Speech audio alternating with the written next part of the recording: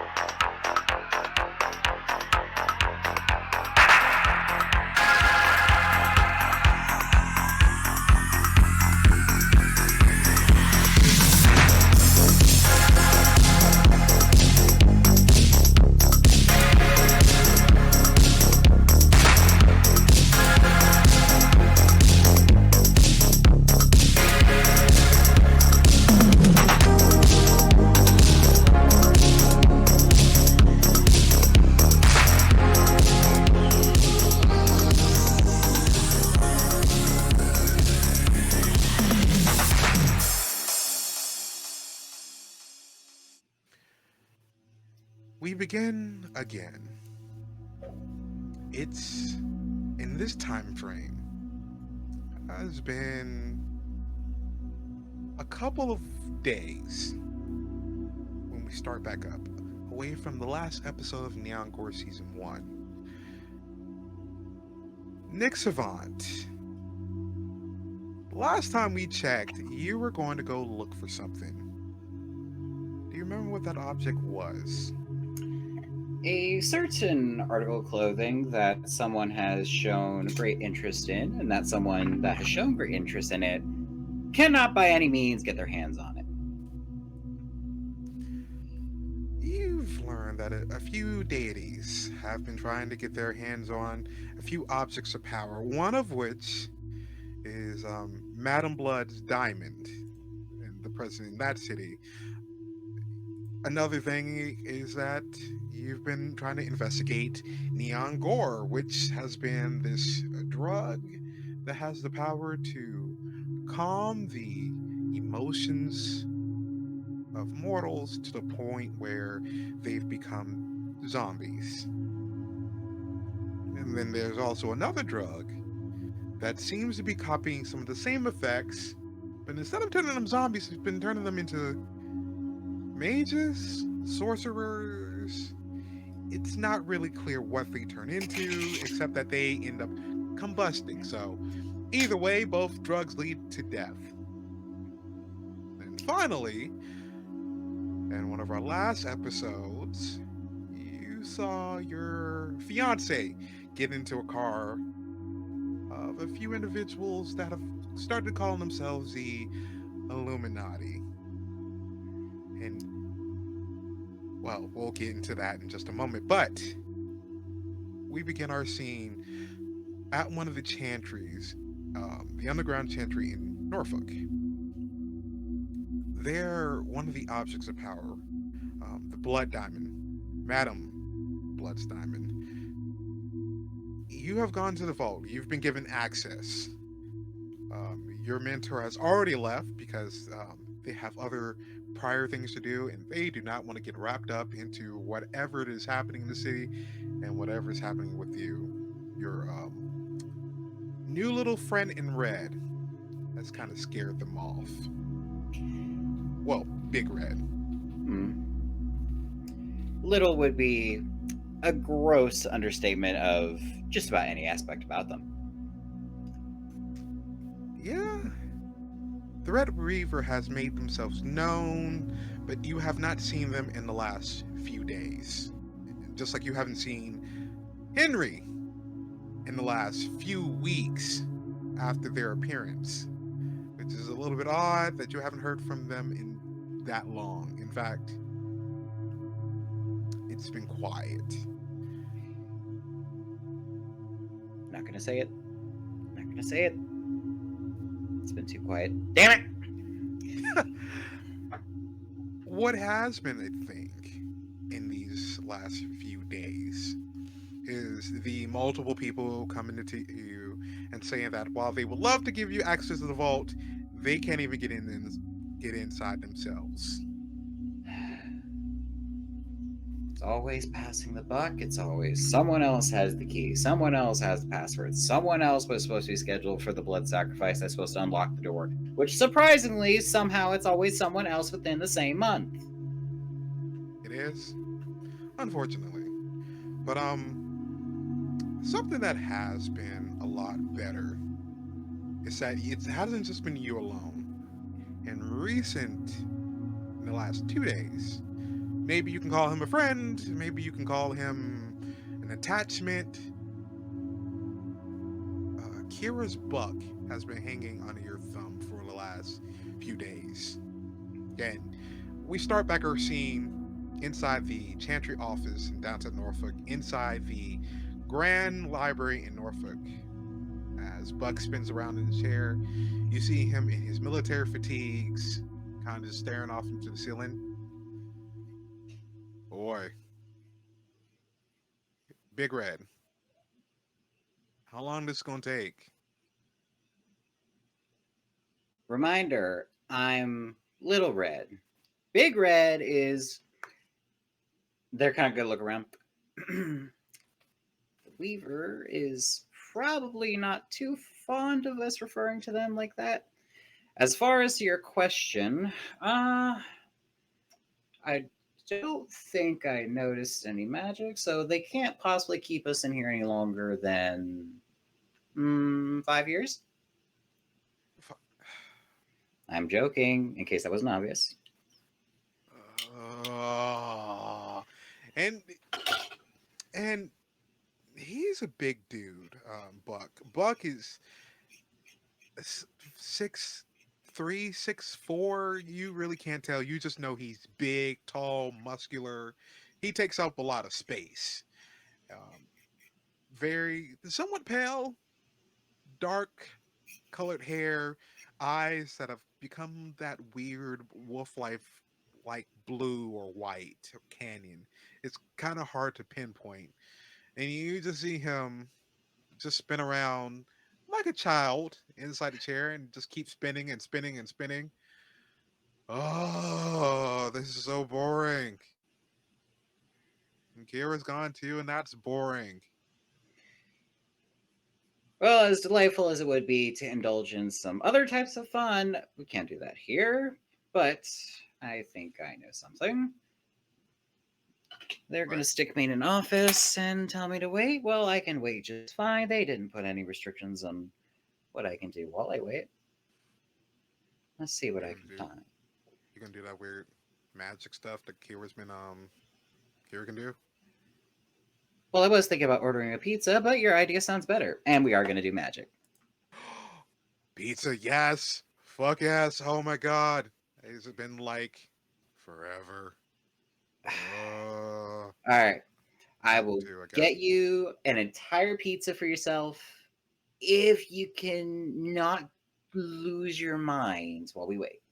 I'm not losing my mind. I'm kind of just hungry right about now. Meat lovers. Make sure it's a meat lovers. Let me take a look at something real quick and I will get you Yes. meat lovers stuffed crust. And at that point, just like the excitement of a kid, you just see him, his eyes brighten up, and if he had a tail out, it would be wagging, ears would be up. He is attentive now. What do you plan on doing in this moment? Well, call it paranoia, but since seeing their fiance leave with a group now calling themselves the Illuminati and seeing the events that have occurred since they came to the city, they've just learned that anytime they're in a room for an extended amount of time, they're going to check it out. So they'll take out the glasses, they'll take a look at them. Oh, fuck, I put the wrong sigil. And then they'll pull out a needle and start carving sigils over the ones in the corner. All Okay. right. Don't need the evil eye there. That should be good there. Was it a double X or nope, triple, but in concentric. There we go. And with the new sigils carved, they're going to use the glasses to try and look out using the symbols and the glasses of fashion statement themselves. They want to see if there's anything strange or off putting about this room's material pattern using Prime 1 and Matter 1. Prime one and matter one. Okay. Let's see. So, for our guest, I'm going to explain a few rules that we're having.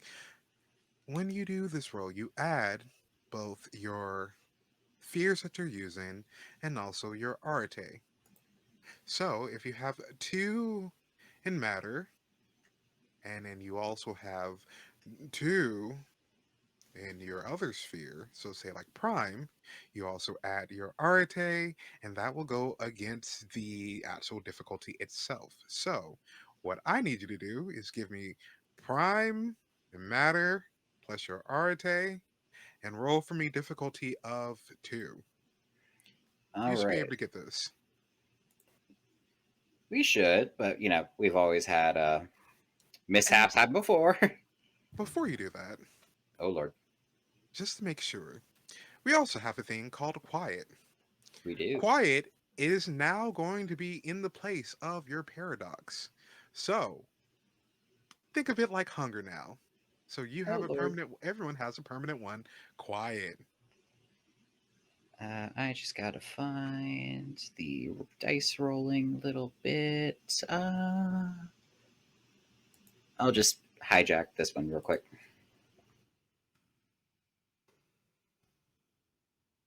So that is 5, 1, 2.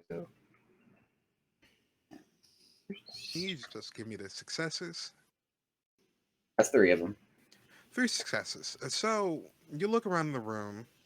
Um, with your ability, you know that basically, yeah, the enchanters, at least in your house, you know that they put up a few wards here and there.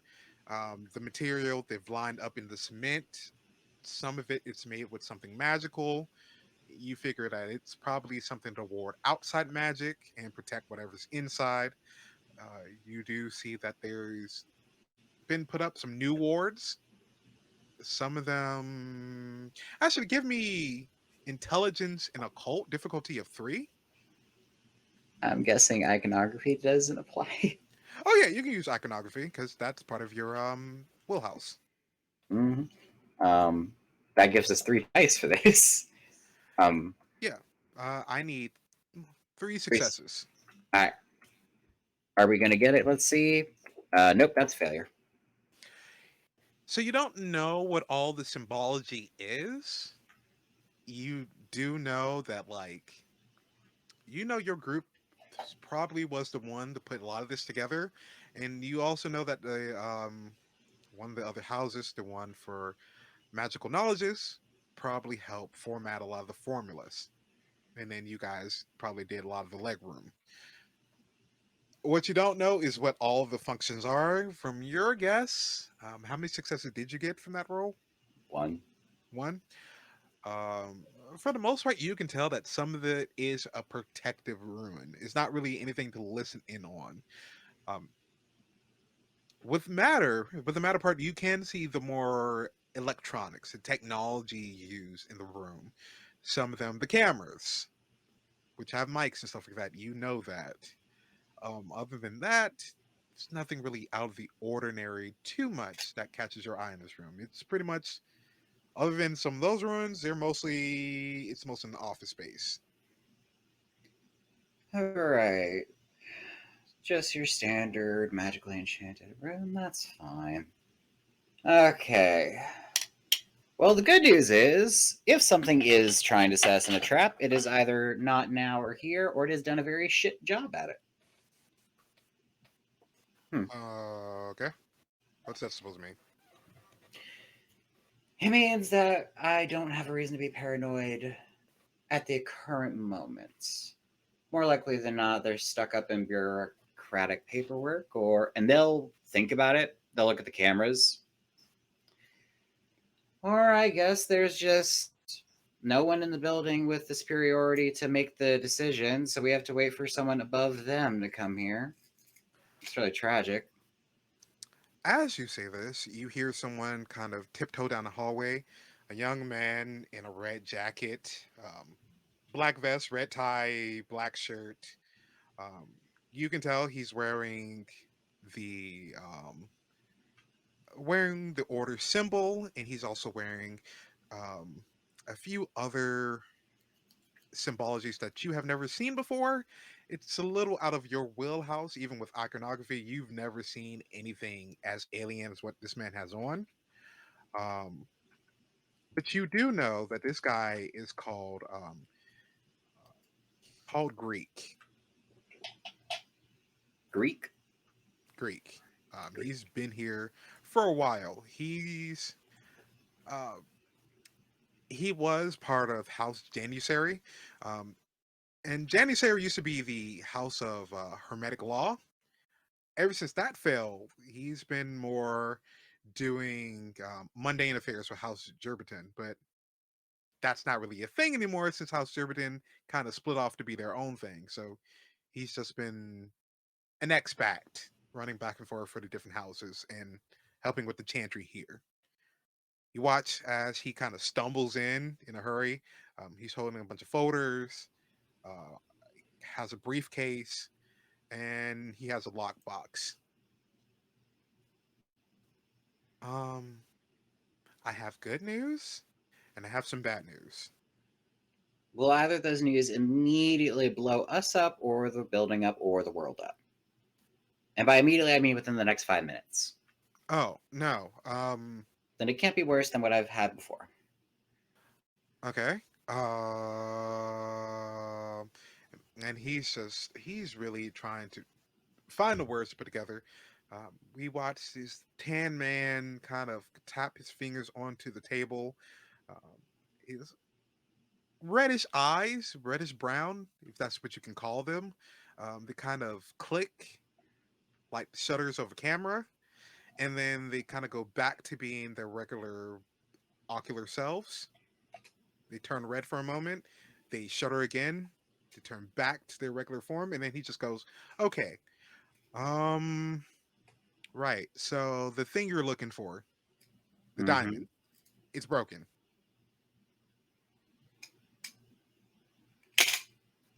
It's like goes quiet enough to hear a pin drop.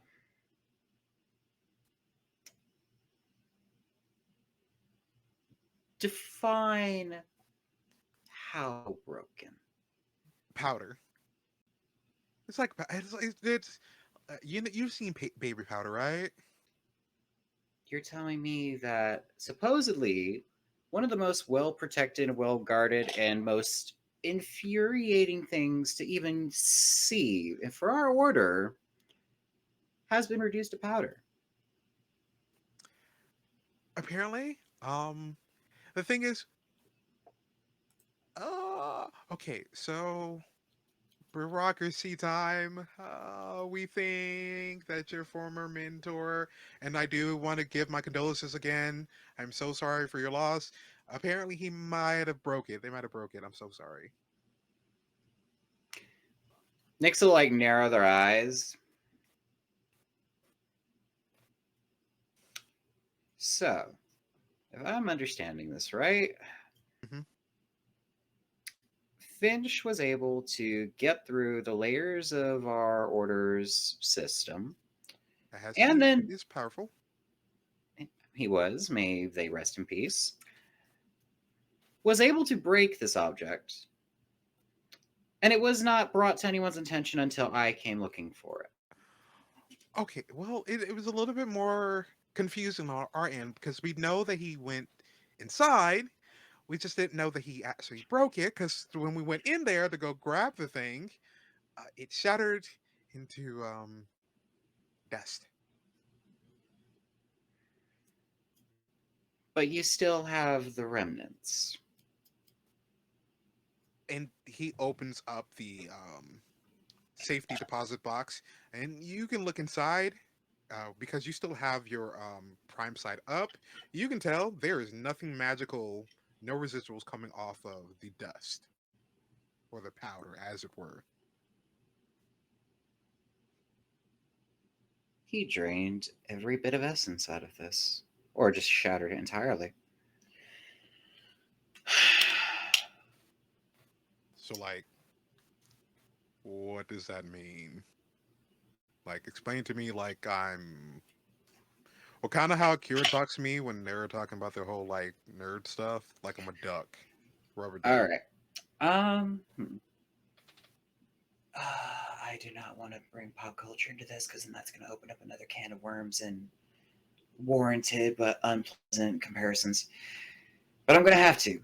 You remember that sci-fi action movie, Purple Alien, All the Stones, right? What was that? The Revengers, whatever that was. What was it? I don't know what you mean. I don't really watch. That's Kira's thing. I don't really watch stuff like that. I think I've seen Okay. Star Wars. Okay, Star I Wars. think. Uh huh. Or actually, no. If you haven't seen that, we're going to go with something. Think of a death laser. Okay.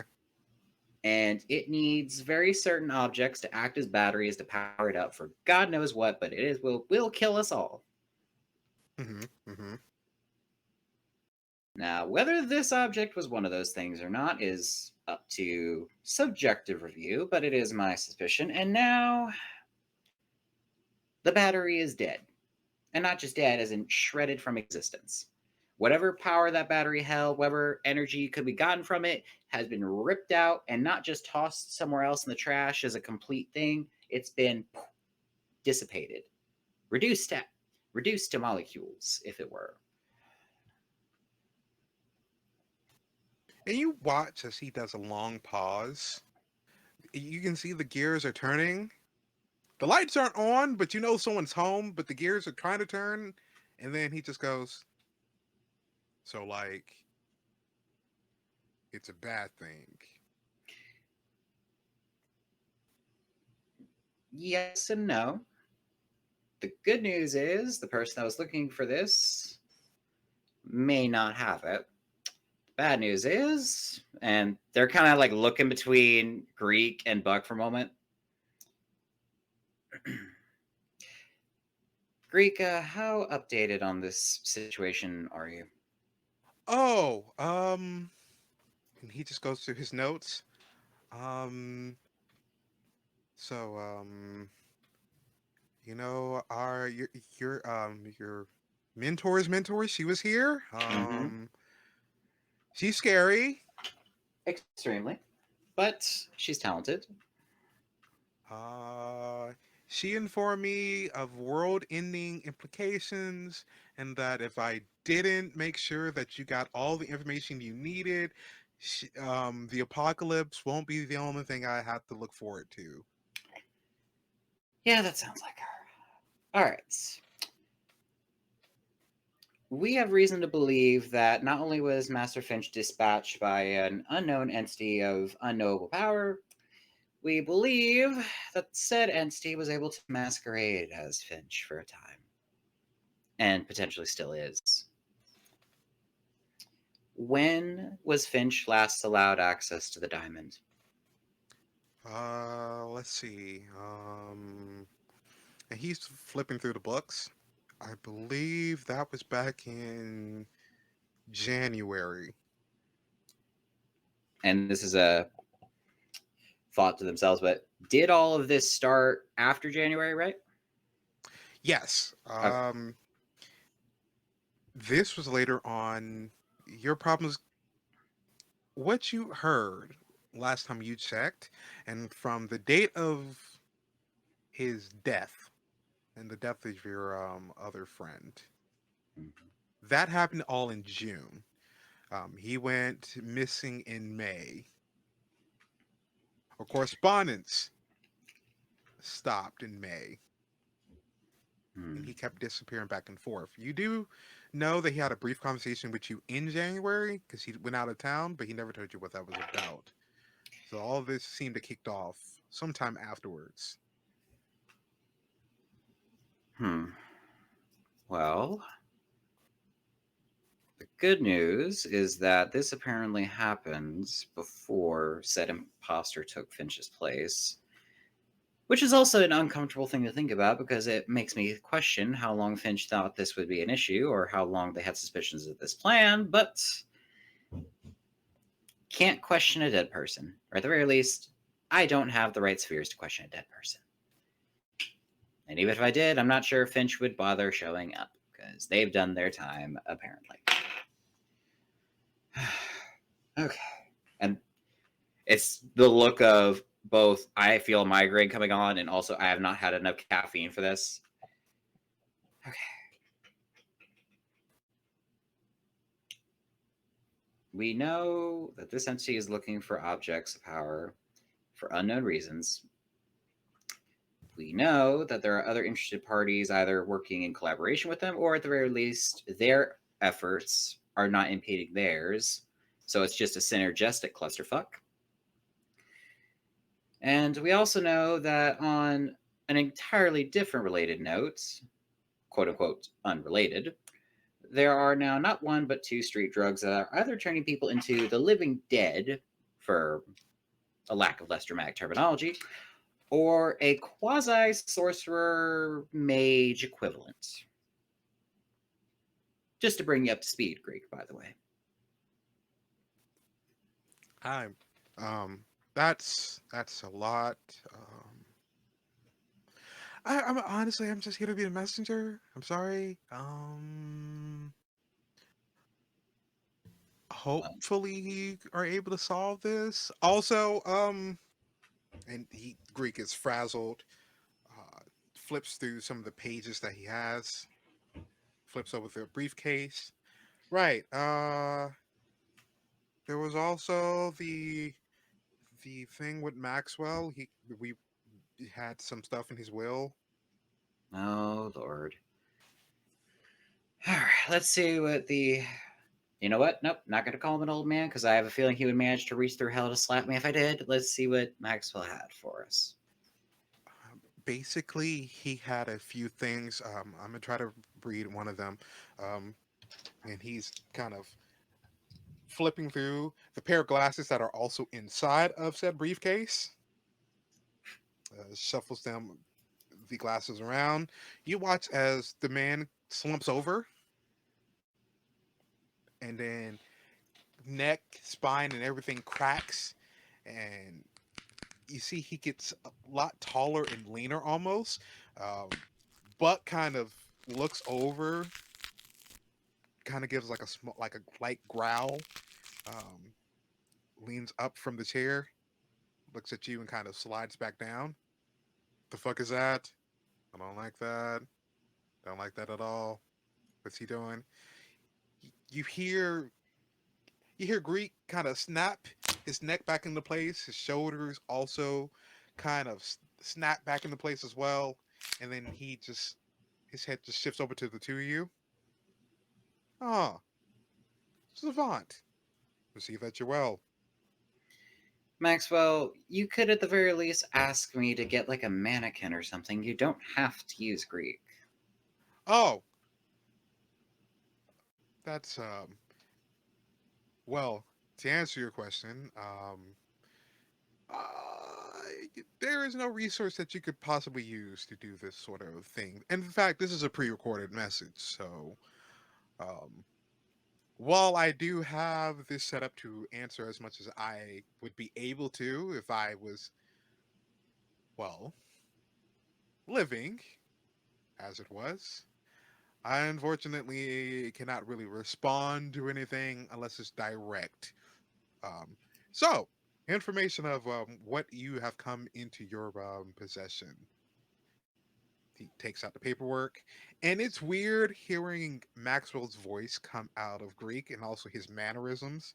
Him placing all the stuff meticulously on the table. He looks over at Buck, kind of squints his eyes. Bear with Like, me. oh, you, Buckland, Kira's friend. I don't see Kira, so switching over to protocol number 3, seeing that it's just you and Nyx. I do have a question. Are the others alive? To the best of my knowledge, we've not cut contact off, but we've been taking the last few days to recuperate after the, shall we say, point zero incident, to call Ah, it something. right. And I take it Kieran is doing. Yeah, Kira kind of fucked off, so I don't know where Kira went. Duly noted. Switching to protocol 2.35. What about Mr. Travers? If I were to hypothetically say that he is still living, would you take any of that frustration out on me or my associate? And there's like this moment that looks like he's buffering as if there's a few numbers, ones and zeros, and a few integers that are trying to measure out what this question you're asking. I'm sorry, I don't know how to answer that question. Scott Travers currently lives, to the best of my knowledge. Best of your knowledge. Protocol 2.357. and you just see his head kind of wobble a little bit, and he just gets back into place. Well, reading off of what you have come into contact due to Master Finch's untimely demise, you are entitled to the following. And he starts listing off a few things, one of which you are there apparently is a house in his hometown that you have access to.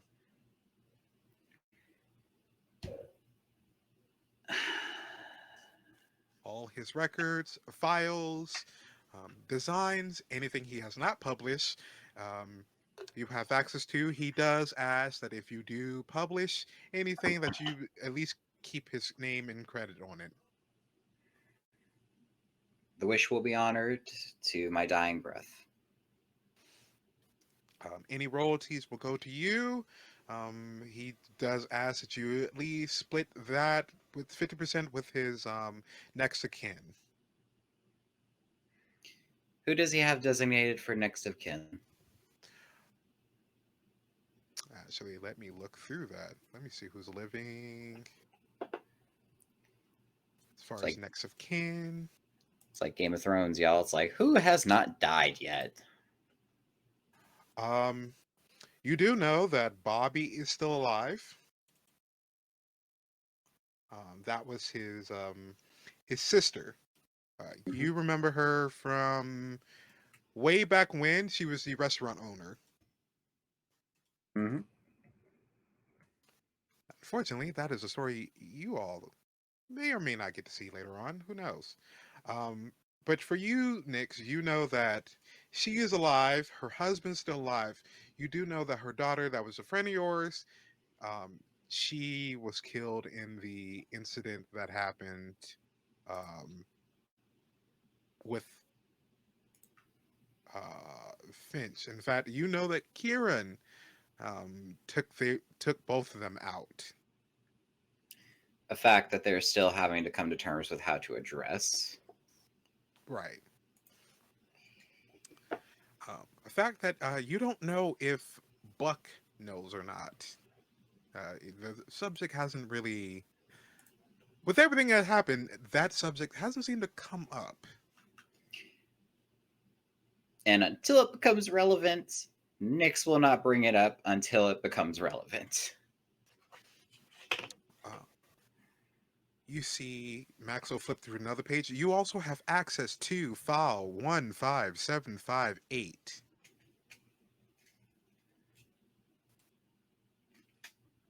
And he flips through here, file 17578. Let me see. Ah, yes. You have access to a file about the Blue Flame Gang, the Zero Flame Gang. I don't know. The Spitfires. Right. Um, it seems like Maxwell starts to buffer. The gears start to turn again. Hang on.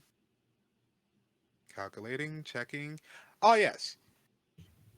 Filed 5.5 update. King Spitfire plus L dash dot Finch.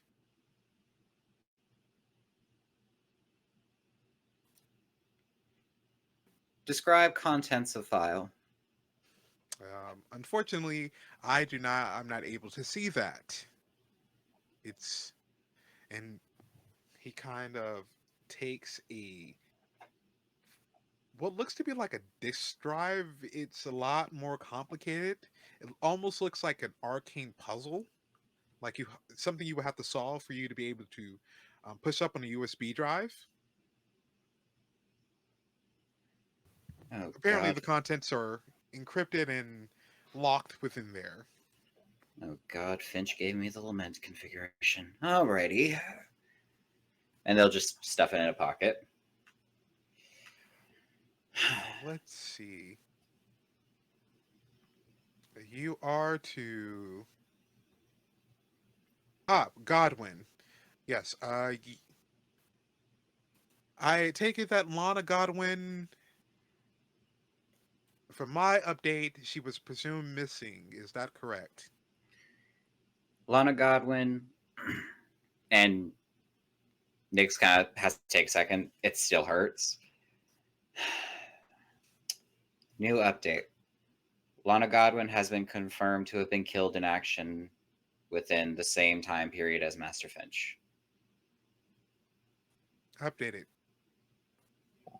It seems that you were supposed to split a few things half, as she is technically his next of kin as well. Uh, that file 2.58, 2.59, um, bonds, which are, he looks over a book. Unfortunately, I cannot disclose what bonds they belong to. You are now the current recipient.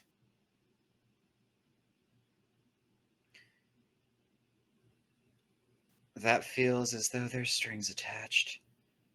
I will discover those later. Um, and he keeps reading off a few things. A note.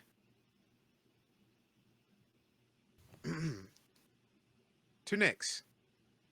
Unfortunately, if you're reading this, I have made it to the runway in the sky. Ooh, his handwriting is terrible. Or the runway below. Well, that's why did he write this in Latin for some reason? Yeah, I that's hope Finch. I hope that everything with you is currently going all right. Hopefully, you have made the decision not to try to come and find me. It is a very bad decision. Please do not do so. I've been looking for Lana for these past few weeks. It seems she has run into some trouble. Hopefully, if you do decide to go looking for anyone, please go look for her first. If I have not found her before you have. And if we have both been taken out, please do your best to keep yourself safe. Always be a shining diamond. And please do not wear those galoshes. I'm telling you, they are a bad decision. I know you're trying to bring them back.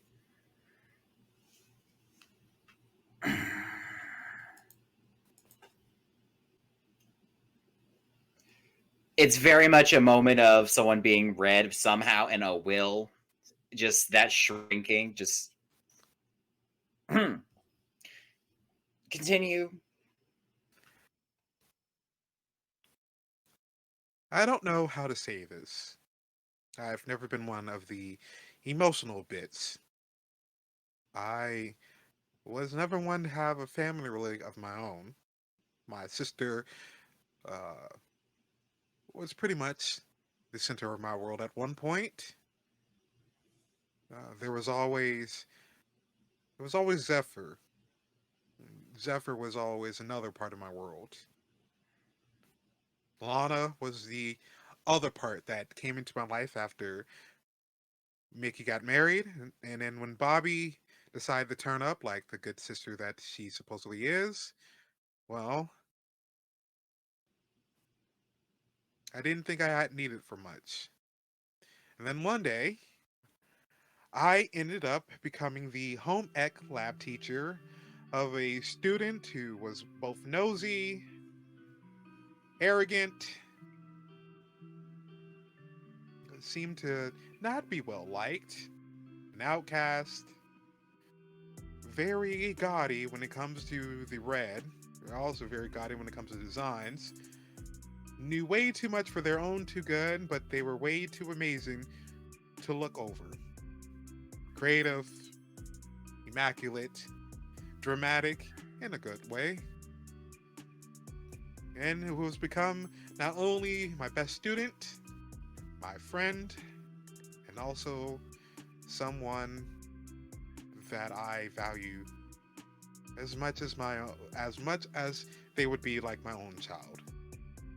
I'm sorry that I couldn't be the one to tell you this personally. Please stay safe. And P.S. if there is a body to be found, put me in the outfit inside the house. You know which one I'm talking about. The special one in the closet, the white outfit. Don't let don't let you know who put me in the red outfit in the red house coat. For the love of God, that clashes with my whole aesthetics. This is serious. I will haunt you for this. With love, Finch. He always hated those colors. All right. Buck gets you a box of tissue. Um, and if you look up at him, he's kind of going into his jacket. And you just see him just, yo, that sucks, my guy. How come my mentor died and you're getting emotional too? Okay. All right. Oh, no, you got a lost a parent figure. My parent figure acts, the fuck calling him dad. He acts like he can't even call. And yours is leaving you with a bunch of stuff. Also, Kira's not here. Uh, you can see the Greek Maxwell is just looking at the both of you. Well, if you need a moment, I can give you both some time. No. No, Finch wouldn't. There'll always be time to process that later. Big catastrophe apocalypse threat comes first. Okay. Are there any other pertinent items in Finch's will? Unfortunately, no, not on that end. But there is another matter that needs to be taken care of. I feel like I know what it is, but do go on. He flips through one of the pages.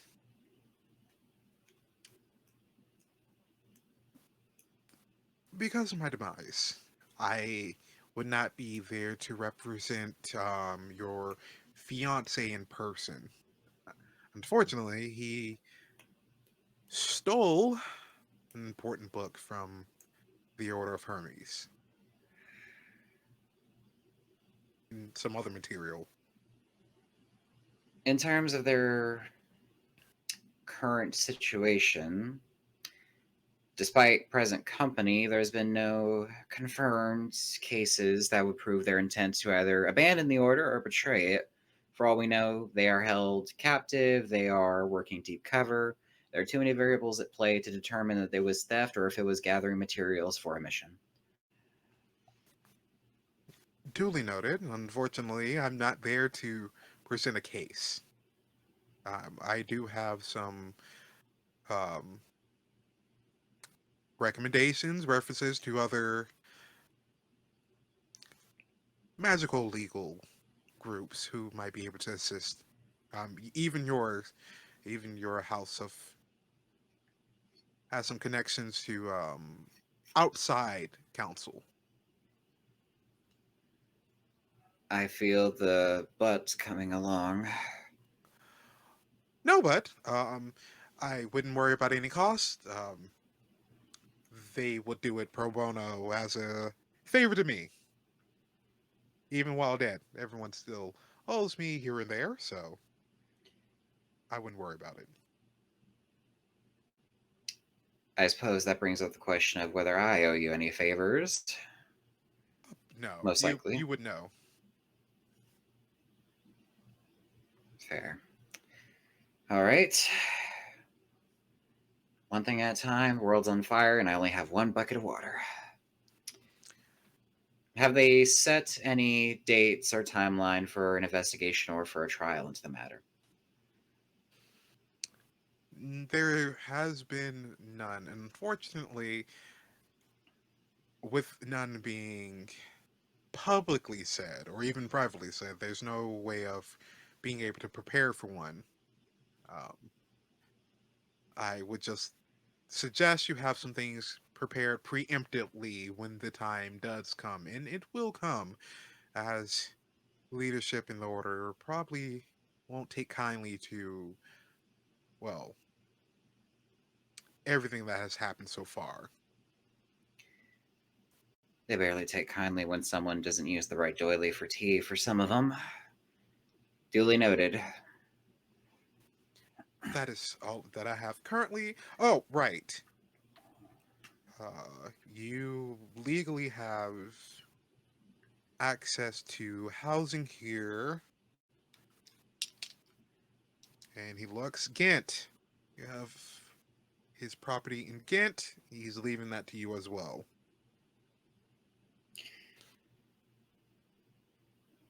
He had a home here? Right. While he did have a base in operations, he did have a home, even a studio inside said home. Nyx is like the roller coaster emotion has now hit intrigued, but also suspicious.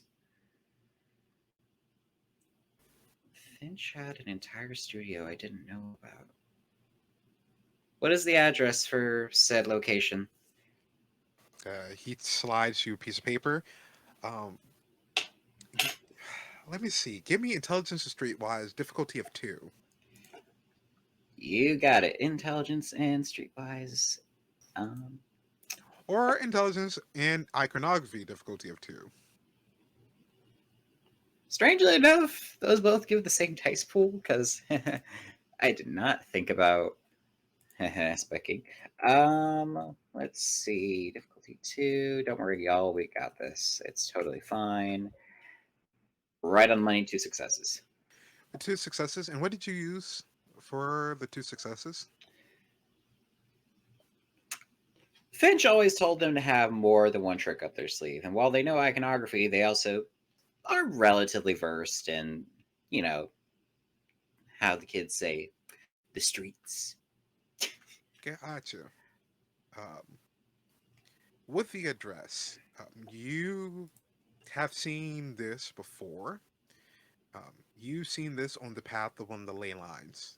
It was weird because it's one of the houses that sits directly on one of specifically something that you think is a node, but you've never been able to confirm. You just know that when you drive past Kira's apartment or Kira's house, not apartment, um, in that weird cul-de-sac, and further down where you get to more of the um, what's the best way to call them? Like not urban housing, but they're more of the upper end, upper class, upper middle class The teachers, uptown. lawyers, doctors. Yeah, uptown, downtown, midtown, all of that, all in one. That area. You have seen a house fit next to like what looks to be like a church, and also a few restaurants.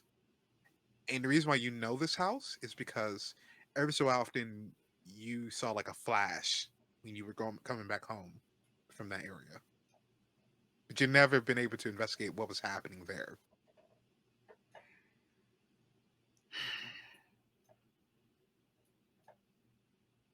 Finch, I love you to pieces, but why must you plop another mystery on my plate?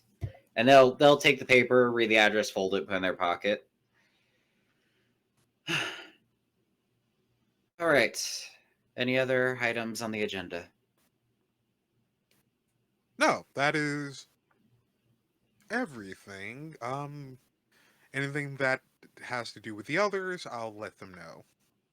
Is Greek going to be okay after this procedure is over, or will I need to go ahead and have them have medical assistance at the ready? Oh, Greek is fine. Greek physiology is able to handle this sort of connection. And their mental and emotional states? Unfortunately, I have no record of any of that, so I wouldn't be able to tell you. If something goes wrong, I will make diamonds out of dust. Duly noted. Oh, there is one last thing. A Tiffany Chambers. The turd in the punch bowl. I beg your pardon. Nothing. Miss Chambers. I have informed her of everything and what she's looking for. She's currently in the city. What is auspicious, from what I've been able to tell you, Ashen Chambers, also in the city. The two have been missing each other. Apparently, last time we spoke was before my demise, so I have this small recording for you. Play recording. Uh, you see Maxwell Greek kind of slump down. You see his eyes kind of flash back up. That shutter kind of goes in, then goes out, and then you see a hologram play out in the middle of the room. And you see Tiffany Chambers on one end, wearing her girl gang member regalia, and then you see Ashton Chambers. Ashton that's beefed up in the last few years since you've seen him. His white hair has gone full stark white. He's sitting there slouched into one chair, and you see Maxwell sitting, not Maxwell Greek, but Maxwell, tall, lanky, but not too tall, not too lanky. He kind of looks like overly average man. He might be Caucasian, he might not be Caucasian. You don't know. It's always been that weird point of he's too normal to be normal. He just fits. And he's just sitting on across the table, fixing his glasses. Mr. Chambers, unfortunately, I cannot approve of a patent for any sort of magical marijuana that you want to produce. No, no, that's not. Oh my god. I'm trying to get a patent on stuff to assist us, mages. And Tiffany just goes, you're trying to make pharmaceuticals to do what exactly? I mean, I'm trying to make stuff that will solve our whole little feedback problem, give us a little boost, quintessence, lightning from the fingers. Mr. Chambers, that is not only dangerous, but that is something I highly advise for you not to be involved with. Whatever. Anyways, no, I'm looking for Finch. I was told he was in the city. I told Lana was in the city. Xavier is kind of looking for him.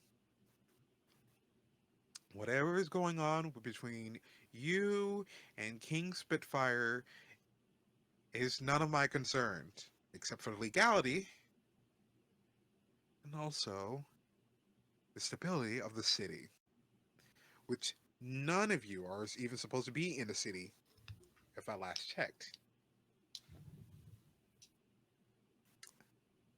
Tiffany, and it's weird because there's like static. Something was supposed to be said by Tiffany, but it kind of skips over that part. Miss Chambers, that seems to be something that you would have to go and see the club owner about. Unfortunately, I don't know the young woman's name. I've never met her before. I think her name is Daisy Desmond, something of the. Hold on, something Desmodonia, right? You will have to speak to her about that. There's a little bit of some static, and then it flashes to um, a third man, someone you've seen before as Zephyr Chambers. Him and Finch had a thing, a very complicated thing. Um, he's kicked in the door. It's now. about 15 to 20 of them inside this room, and he's kind of arguing with Maxwell. Maxwell has slumped back down in his chair. He's taken off his glasses. I seem to think that you can just come in here and talk to me however you feel like.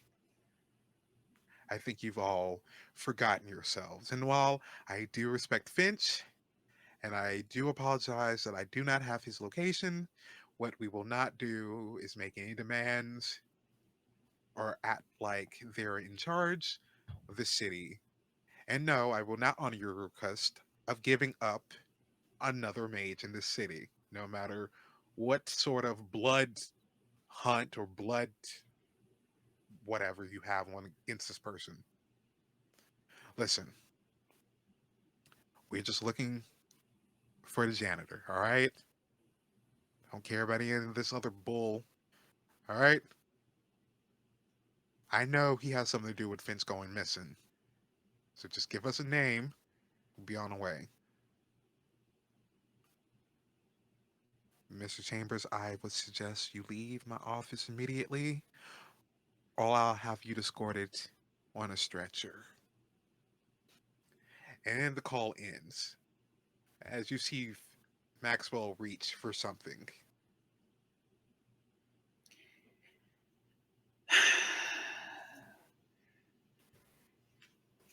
Finch, why couldn't you just have normal Thanksgiving family drama? Just nope. Hermetic does not panic at the slightest provocation. Okay. Is there any other information relevant to the chambers? Um, you just see Greek's hand go up, flip through something in the air. You can't see it. Whatever it is invisible, but you do get a text on your phone. Let me guess. Someone calling about my extended warranty. You look and you see that it's a drop point. Surely you're not. Nope.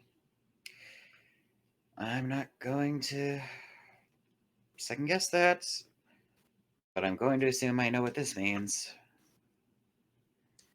That is all I have for you. And then you see Greek kind of reach out a hand, grab you, pulls you in forward. One last thing. I wasn't able to see I wasn't able to see it through. My demise came earlier than the message, and I do apologize for this, but whatever you do.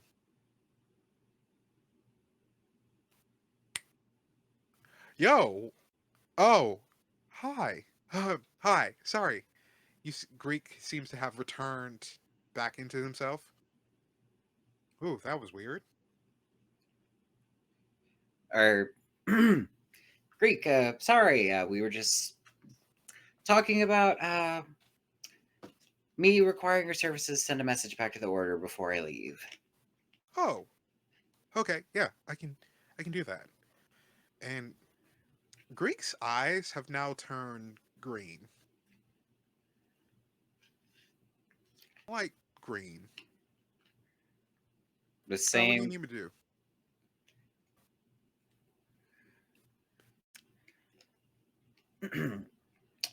I need you to make an announcement, or at least ask the appropriate officials to make an announcement. Oh, okay, I can do that. Give me wits and awareness. Difficulty of 4.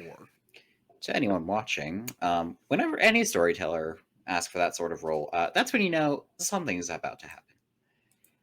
All right, Be difficulty fine. 4.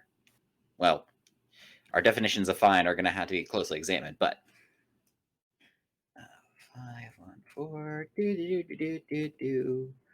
I'm going to roll my math rocks. Duh. That is a 5 crit success. What type of crit is it? It's not a messy crit. It's not a paradoxal crit. Okay. Well, in this case, it would be a. We'll get into that. That's something in the future. If it happens, it happens. But for this moment, you kind of lock in on it. You see movies where machines have been hacked, and it feels like that, as if someone has hacked into Greek and has cut off whatever it was supposed to be told to you, has cut it off. Whatever his recording thing was happening with the eyes, which you can somewhat tell, that's been cut off too. So whatever he was trying to record or show off was cut off from him from being shown. It doesn't look like he's noticed that's happened. You don't know who's done that. Nix will pause.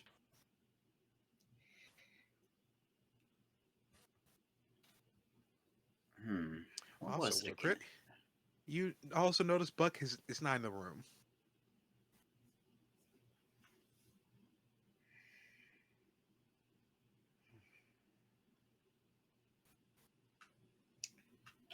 Please inform Greek the order just one piece of advice.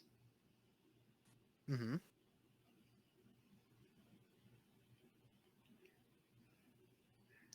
I may be saving the world, but that doesn't mean I am to be fucked with. You watch as he slumps over again. The space that you're in, this office space, it's almost like heat haze. That illusion seems to fade off. And you find yourself back in the New York Chantry. You hear the door crack open in. Um, you see a skeletal like woman, long, spindly, white hair, eyes sunken in, ethereal, sits We down at the desk behind Greek. Watches her fingers kind of puppeteer him, and he kind of slumps over into the seat. Good boy. Savant. Professor, there are more direct ways to reach me. I do not find any offense in a letter, a phone call, email, even. Between you and Finch and that other hag that I've had been a thorn in my side, you all seem to be busy. Saving the world will do that. You know, I've saved the world once, twice, a few times actually. So you know the gravity of the situation then. Well, I do understand that we all have responsibilities while saving the world.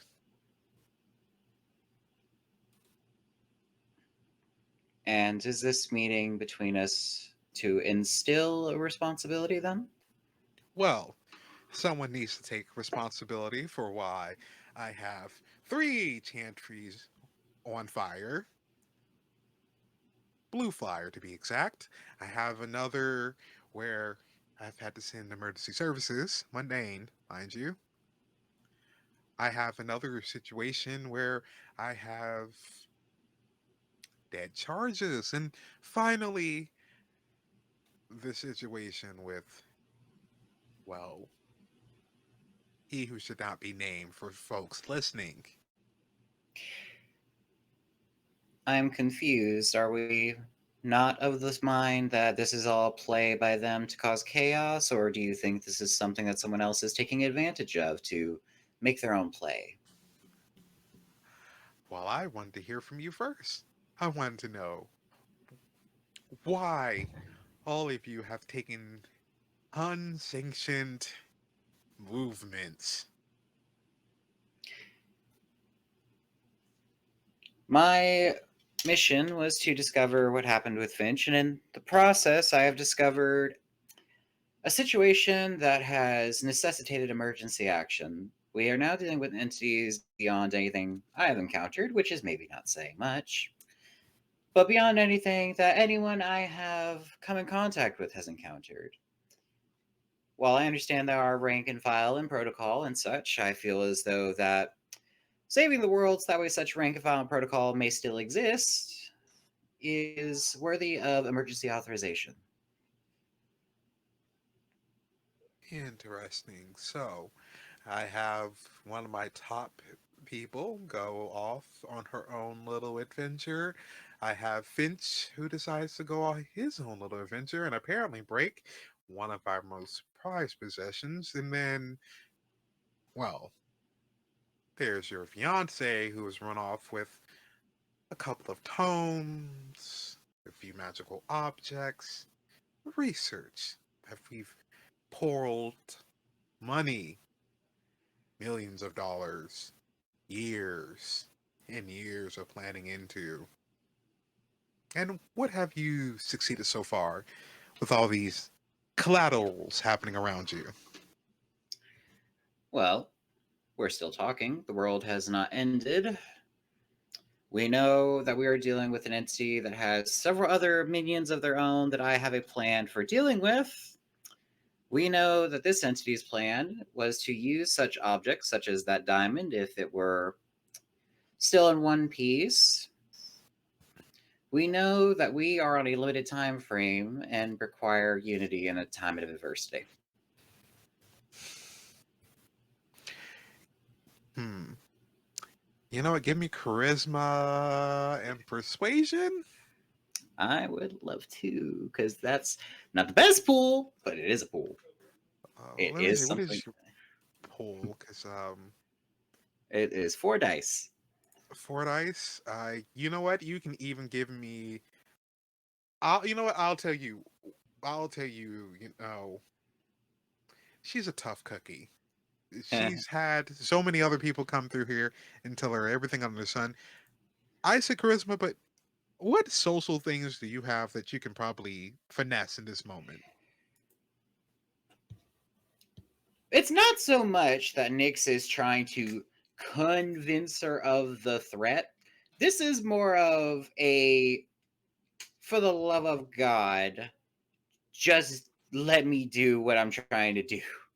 It's not so much of, I want you to take this threat seriously. It's more of a, don't pull me back or kill me on the spot. So if that constitutes composure, I am down for that. I don't want to jump for manipulation because I want to give some other attributes some time to shine. If not, Okay. then I can roll whichever you may deem appropriate. Either way, it's going to be a difficulty of 5.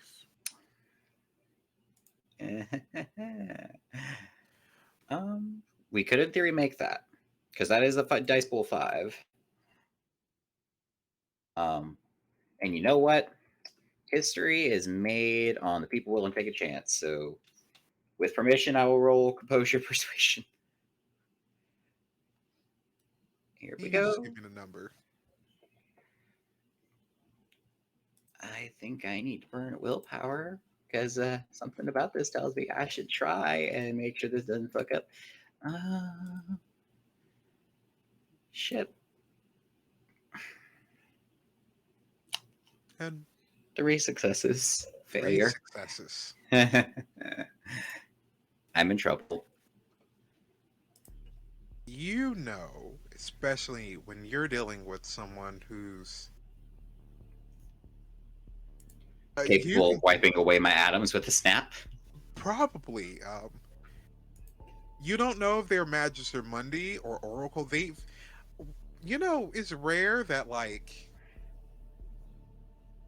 mages in the house of the Order of Hermes, in all of the Order of Hermes, usually when it comes to the degree, they are just like, yes, I'm this former, this doctor, blasey blasey. You just know that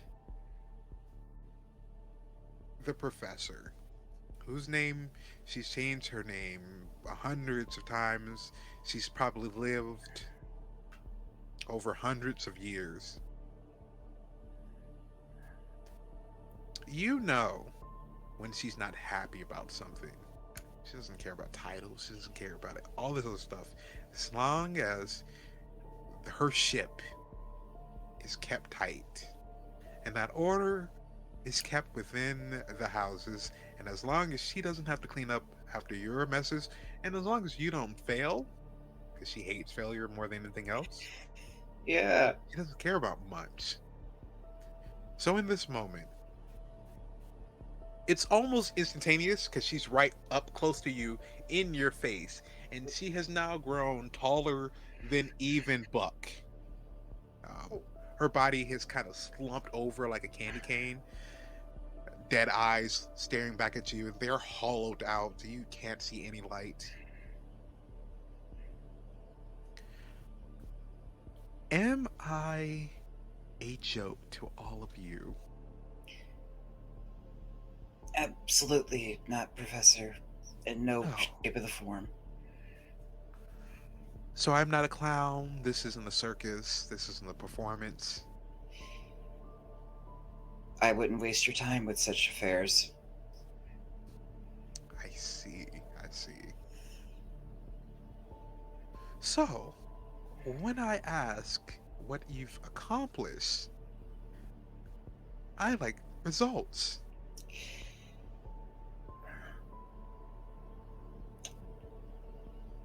I found the identity of Finch's and Lana Goodwin's killer. And I don't have evidence to support my theory, but I know the entity's name. They call themselves the Witch King. interesting. Whether they are one and the same with the person I believe they are linked to, or whether they are a hijacking entity is yet to be determined. I just know that it is the Witch King responsible for their murders. You hear a foot tap, and then it taps again. Um, she slumps back over into her chair, back to her regular size. And it's weird that she's gone back to that small, spindly woman instead of that monstrosity that was just in your face. Well, seeing as you seem to have the situation under control, if you can even call it that, I have a task for you. Yes, Professor, anything for the Order. I'm glad we can agree on something. Let me see. Looking at your files. Tell me something, Nix. What is your rank again? Nyx is, since they have achieved 2 dots in 2 different spheres, they are ranked as an Initiate Exemptus.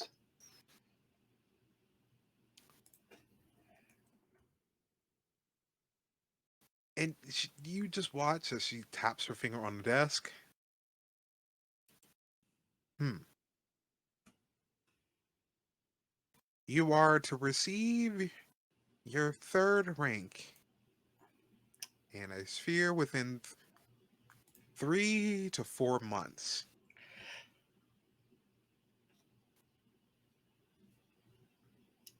Understood. I will do so with all of the grace and excellence that our order so requires, and You beyond will that for my own sake. achieve your Ademptus rank, 6th degree.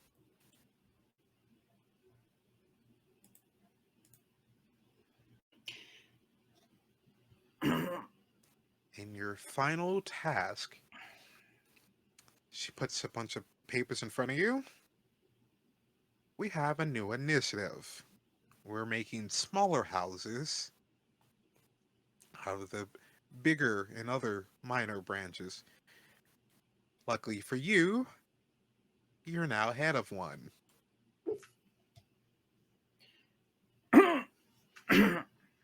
Is that a problem? Not a problem at all, Professor. Please go on and describe that situation, that task for me. You, you are to manage the chantry in Norfolk and build up a smaller minor house. Call it House Savant, call it House Nix. I don't care. It is under your control, protection, and leadership. This is a great honor and responsibility. You just hear a tap. I accept the charges in the name of the order. And it echoes that tap, that low tap, and you realize it's a clawed like finger tapping on the desk. Um, or her whatever's happened with her fingers have calcified, and they just rhythmically tap and tap, as if she's waiting for you to say your last piece. Nix will think for a moment. It's very much the panic. It's like, think of something that won't get you disemboweled. Think of something that won't get you disemboweled. Think of something that won't get you disemboweled. I, Nix Savant, will assume this leadership of the House Finch of the Order of Hermes and manage the Norfolk Chantry up to and above and beyond the standard set for our people.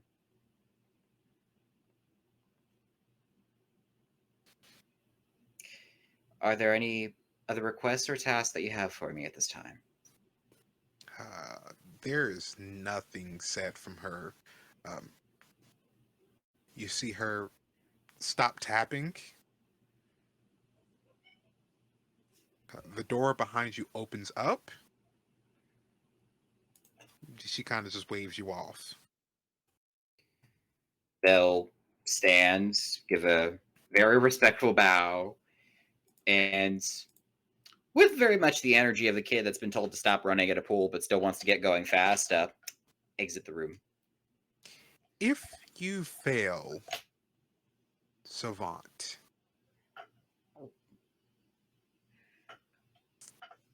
you won't just be tossed out of the order. You'll be stripped of all knowledge of the order and anything you've learned from it. A fate worse than death. You have 6 months to accomplish all of this, 4 to accomplish your achievement. And the 6 should be enough for you to figure out everything about restarting that chantry. I expect results. And I fully expect that I will have them to deliver to you. And the dog can come and go as he pleases. Thank you for your generosity. Um, you hear her open her hand up, and you hear something drop outside the room. You just hear, "Fuck, what the,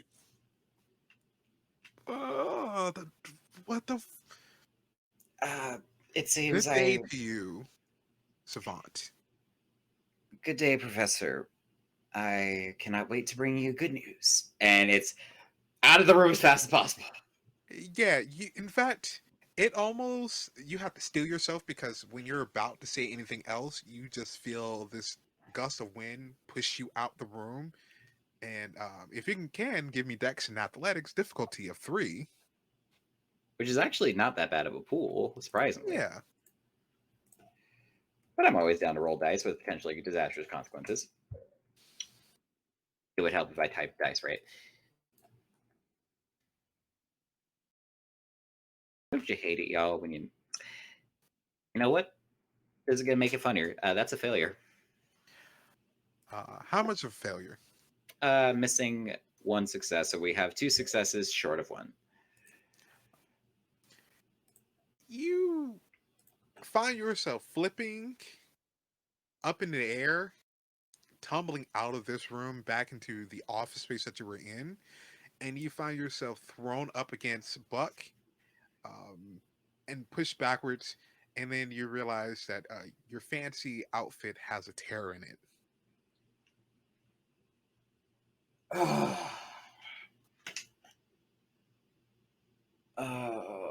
Why does part of me think it would have been easier if she just killed me? Uh, Nope, what? not good. Buck, we have not problems. We have tasks. And they're getting up, and it's very much the way of like through gritted teeth.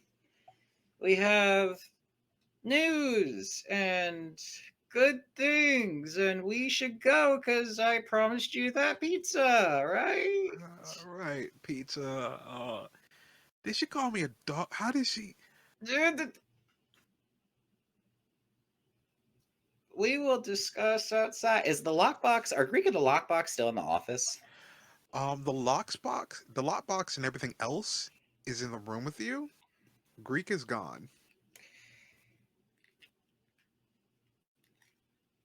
Nyx will pause, they'll go to the box, and they're thinking of something that was said in the will. They'll grab it, look at it, look up to the cameras. Until further notice or request, I'm requisitioning this for House Finch for matters dealing of utmost security. And then they're going to turn and start leading the way out. Yeah, you have no problem with that. The door unlocks itself, opens up.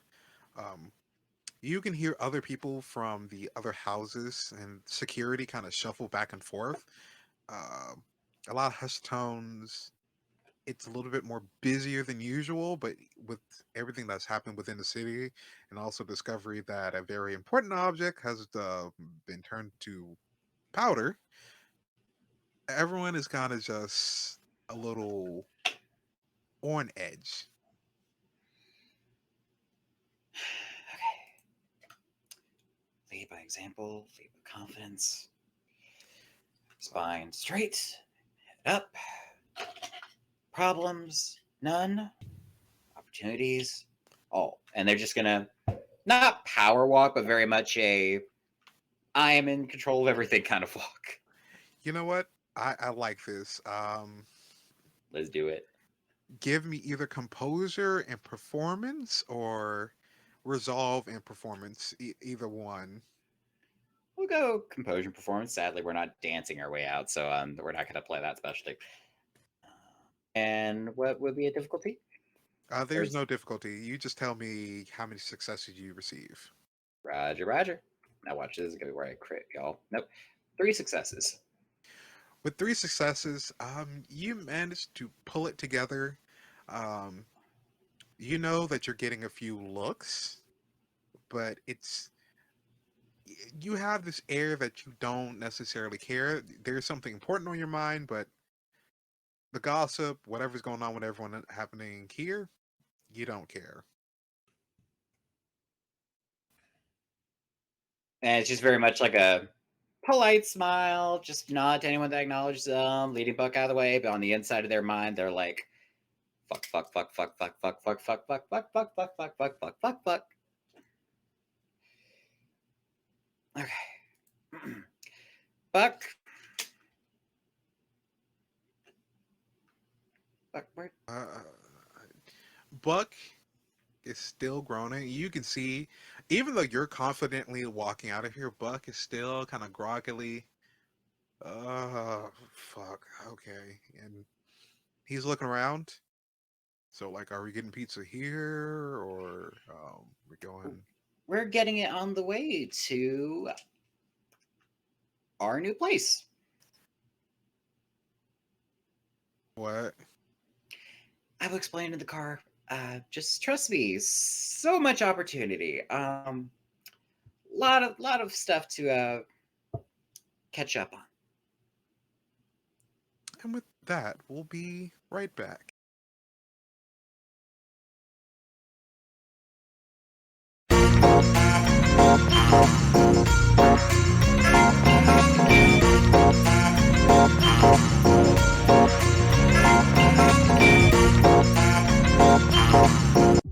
decided to spare your own lives. No matter what Prince. No such thing as an anarchy. Our civilization, our culture were built on pyramids of the state of Camarilla, an alliance between the clans. Every story, every good story, always starts with a sin. That would be Cassandra. I do not believe you. I do not believe that. I will never believe it. Can't be. You died! You died in front of my eyes! This makes no sense. What is going on here?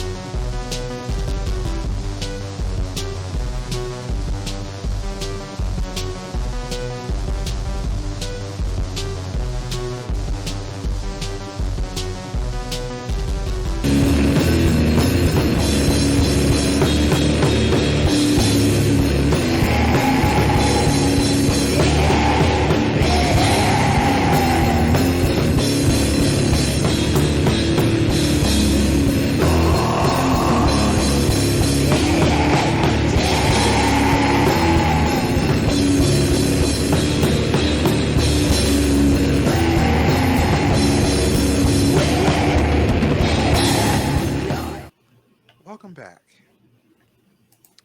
So, you and Buck have left this office. Where do you say you go exactly? They'll start with Finch's home in Ghent. Start there, get a plan together there, and then take it from there. Because their apartment was maybe kind of just a tiny bit compromised before. So you know what? A new base of operations, all for that. That is not a problem for you. In fact, you get in Buck's car. Buck turns on the ignition, speeds off. You realize that whenever Buck is raring to go somewhere, he puts pedal to the metal. He's kind of got a lead foot. There's always this type of energy about him that's, you can't tell if it's anger, excitement, passion. You don't know. It's always bubbling up. It's always like a low growl about him. Also, you don't know why he's so attached to you at this moment. He in the last few days, since Kira's been gone and took off, and also you being in the office for the most part, he's kind of stuck by you like glue. It was an interesting turn of events, but you know, Scott is Scott. There is still some very things that need to be decided about what the fuck is going to happen between them and Kira. Samson has decided apparently to be coerced into cooperation with another group. So to have someone just around, even if it's kind of causing a bit of a weird feeling, tension, not unpleasant, but you know, like they're technically still engaged, so they're not gonna cross a line mostly, but it's nice to have someone around, you know, and they're not gonna question it too much. Like, hey, if you're here, let's go. Gotcha. And just like all the other complicated threads in Nyx's life, you arrive to another complicated one. A house that is very much average. as average as you can get, other than, and it's finally turned off, but you can still feel that residual energy coming off of it.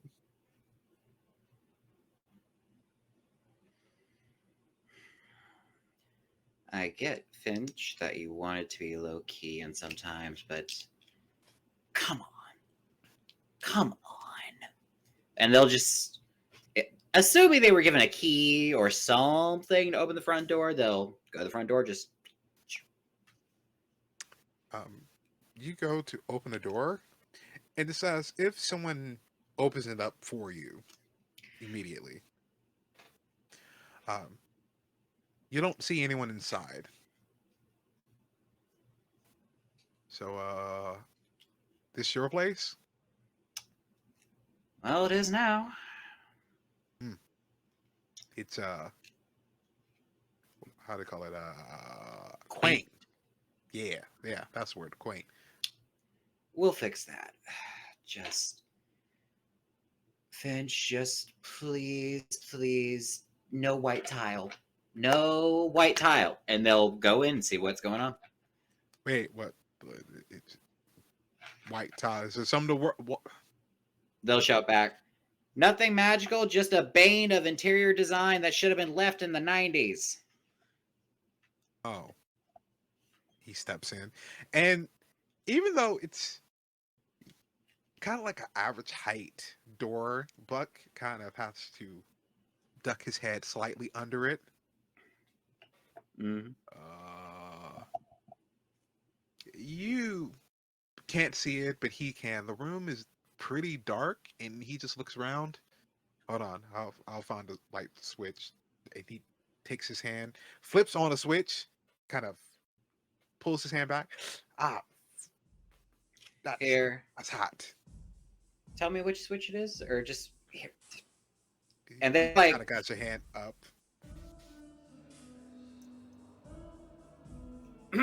right here, and they'll like flick the switch. You flick it on, and doosh, doosh, doosh, doosh, flick. It looks immaculate inside the house. There's no white tiles. It's that weird regal meets gothic, that the neon meets dark academia, if you want to call it that. Red velvet everywhere, gold, gaudy, fixings and aesthetic. You see his sense of his design taste. A lot of skeleton and skeletal figures and stuff like that. The macabre.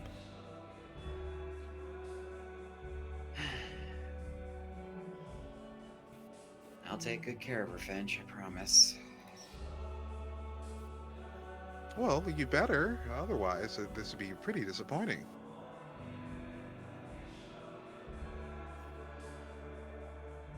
Buck, you're not happen to be an impersonator, right?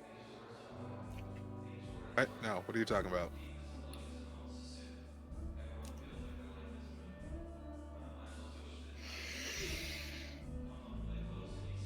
Okay. On one hand, potentially my emotional state and the events of today have finally cracked an already cracked egg a little bit more, and Nick's gonna start looking around for the source of the voice. You look around and you don't see any.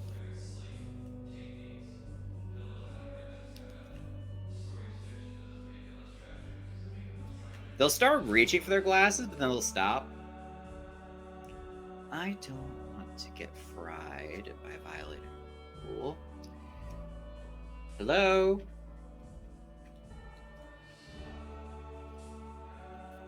Why, isn't this your place? Why are you saying hello? You didn't hear that a minute ago? Yeah, I heard you. That's about it.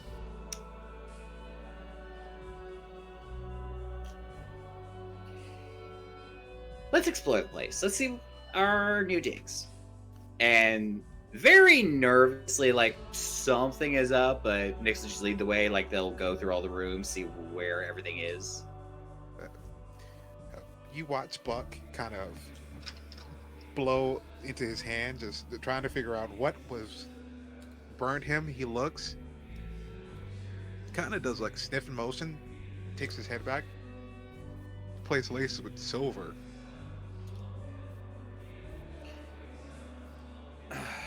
Yeah, Finch thinks of everything, I suppose.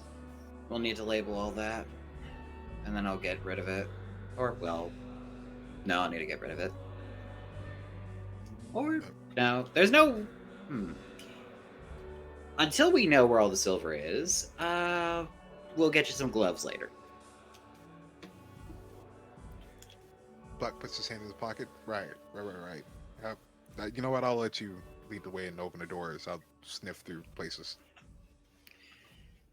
Well, I mean, Finch never kept skeletons in the closet that were just skeletons, so if something is in a closet, just let me know, and also maybe don't touch it. And Nyx will lead the way. Cool. You lead the way, and it's a few rooms, 5 of them. First, you find the bathroom. Out of the way, all the way down the hall. Regular bathroom, same gaudy exterior and aesthetics.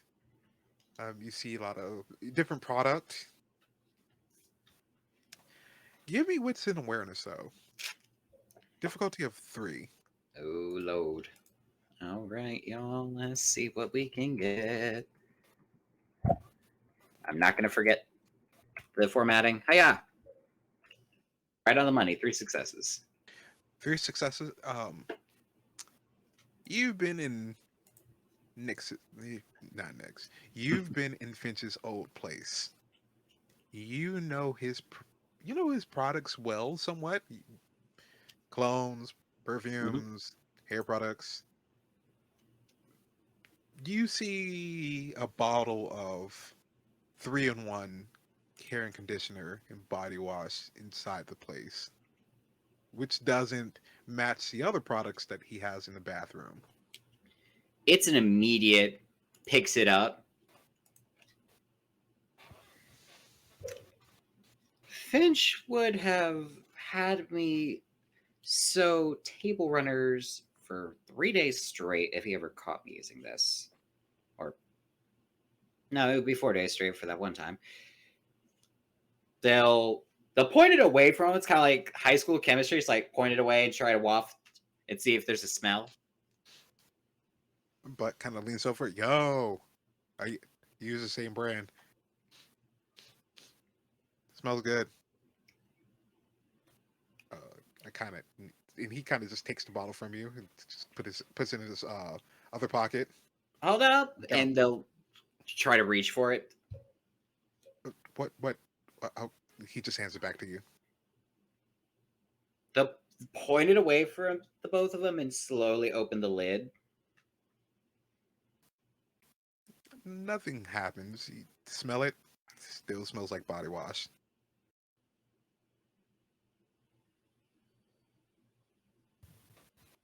Finch never uses this. Here. Just needed to check it. Yes. Buck takes it. They'll look and see, is there anything else that they don't think something Finch would use? A couple of things. There's a few bath towel. There's like a bath towel. When you feel it, it doesn't feel like the type of cashmere, silky feel to it. It feels rough. Walmart, in fact.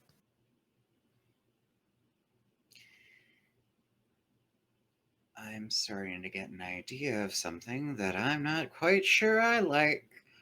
You see, a can of Axe somewhere in the bathroom. Oh, it's immediate, like, just trash. You see a few things, like a brush that may be Finch's, but again, it doesn't have that flair to it. It just, a lot of this stuff just seems like not even a visitor, someone who might live here, but is definitely not Finch.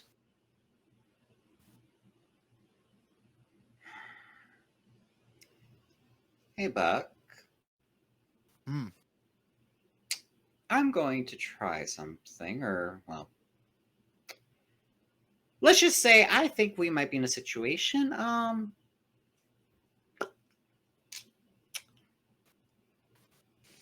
I don't think it's too dangerous, but I just want to let you know, if something goes whack in the next 10-15 minutes, just to have a heads up. Gotcha. Wait, I, what are you gonna do?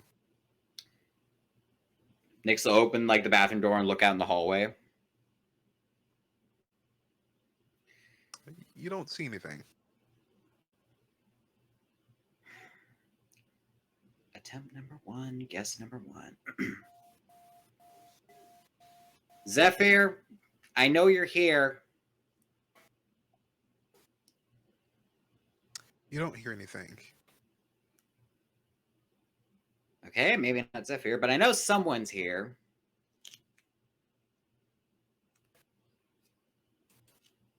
Buck does a thing where he kind of tilts his head as if he's trying to hear something. I don't hear anything. House quiet.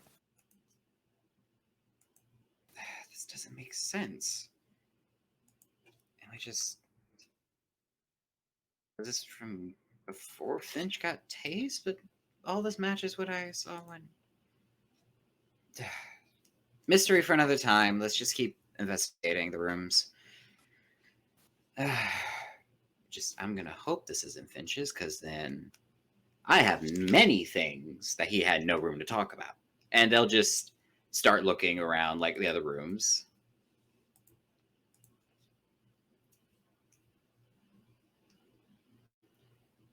Okay, bathroom had weird stuff.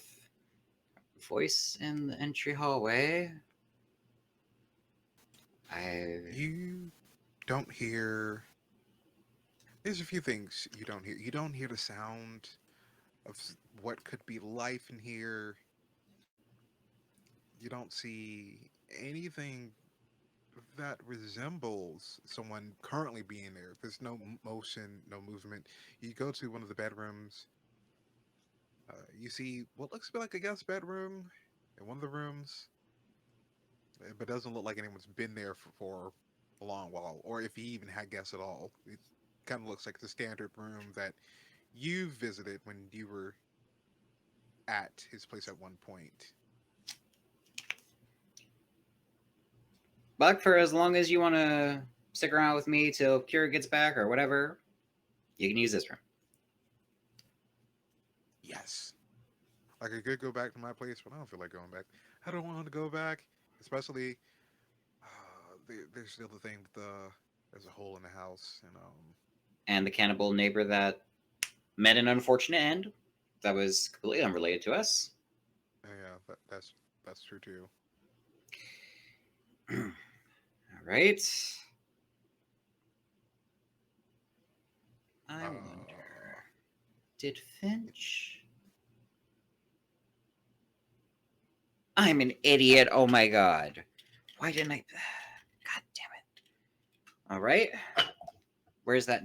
And it's very much like the moment of like inspiration has struck. Okay. Thank God I carry these needles. Thank God these glasses haven't broken yet. Ugh. Okay. Change out the evil eye for an Ankh. Add 2... Was it orthodox crosses or was it spirals? It was both. What are you doing? I am seeing if Finch left something behind. Or rather, if Finch left Finch behind. Right. And Nyx is going to use those symbols on the glasses and use Prime 2, Matter 1. They're not gonna interact with the pattern, but they're going to look at the whole pattern and see if they can suss out if there's something here that isn't just strictly inorganic material. There isn't anything strictly inorganic. Damn it. Okay. Let's see. Oh, wait, I thought that you were already giving results. And I was like, shit, I thought I had some. No, give me 1 second. That's going to be difficult. Do you have life? We don't have life. We just got forces, matter, and prime. That's what you're using for this. Yeah, matter and prime for this. They don't need to know what it is. If it's not just matter, immediate point of interest. Okay. Difficulty 3, because you are trying to see something that your patterns would normally not see. Or try to suss out something with your patterns. I don't worry, I got you. That was almost bad, but that is 3 successes. 3 successes. There's nothing inorganic. There's something organic that you can gather. Inorganically, however, wards, bars, you can see silver, gold, things made to keep away other things. You can see actually where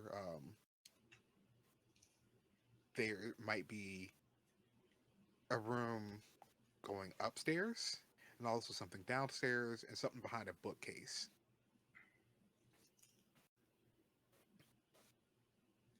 Bingo.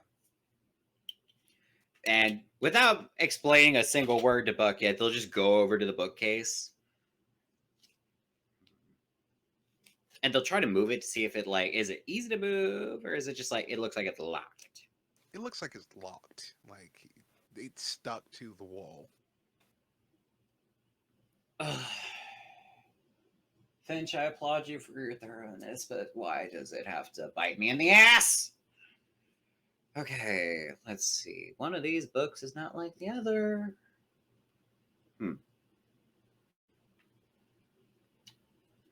Maybe this one? And they'll pick one at random and just do the whole tilt, like see if it does something. Roll me 1 dice. Oh, Lord. Oh, he's good to hear. And just tell me odds or even. That is odd. That is a 3. You pull in the book, and the book just falls off the shelf.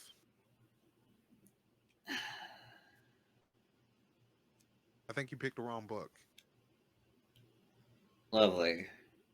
All right, think back to the will, think back to the will. Maybe there's... Finch wouldn't just have this here if he didn't have a way of figuring it out.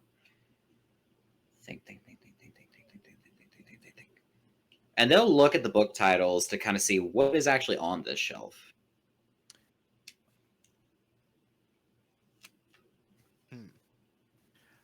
Wits and academics. So that would be straight wits, but I will roll that for you. Yeah, it's going to be difficulty of 3. Oh, Lord. All right. Don't worry, all that is theoretically possible.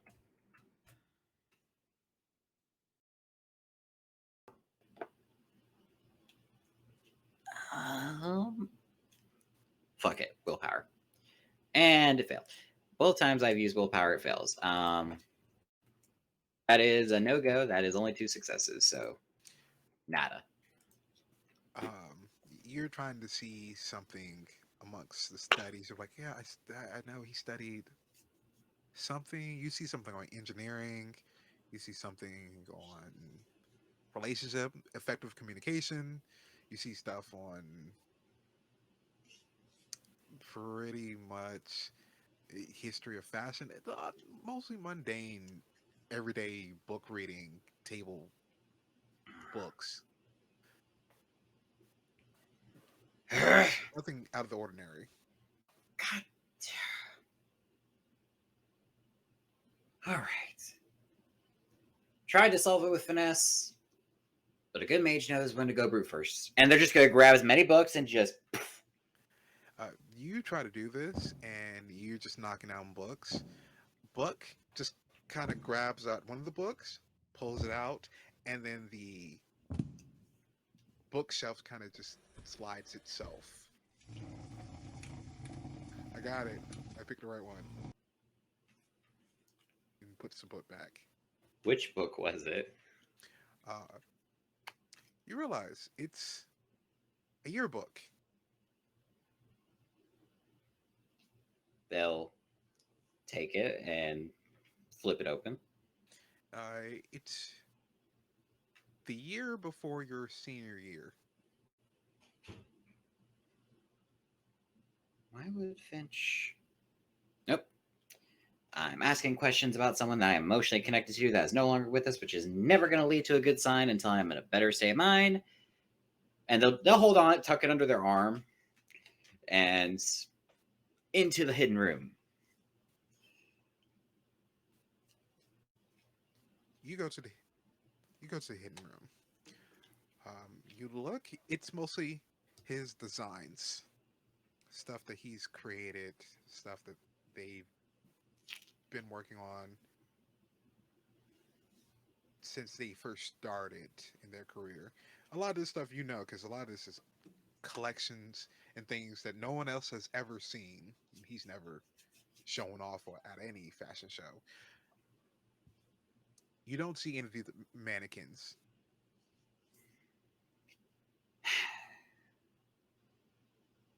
And you keep going further, and you realize it's definitely the fashion room, magic room.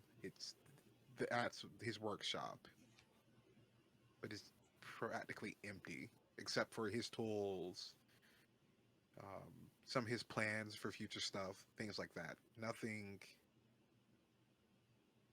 you really suss out that seems different or warranted from the other place, except for one thing. And the reason why I can say this is because you're so up close to it. There's a lot of prime energy forces in here, and you realize there's a node here.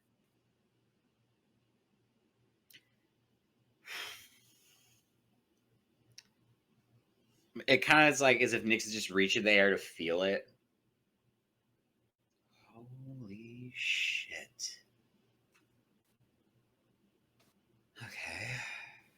Okay. That is a thing that is going to both help and also paint a massive target on this place. Yeah. Okay. Hey, Buck. Yeah. What has Kieran told you of our stuff? Buck kind of scratches his head. From what I know, you guys can do weird stuff. That's about it.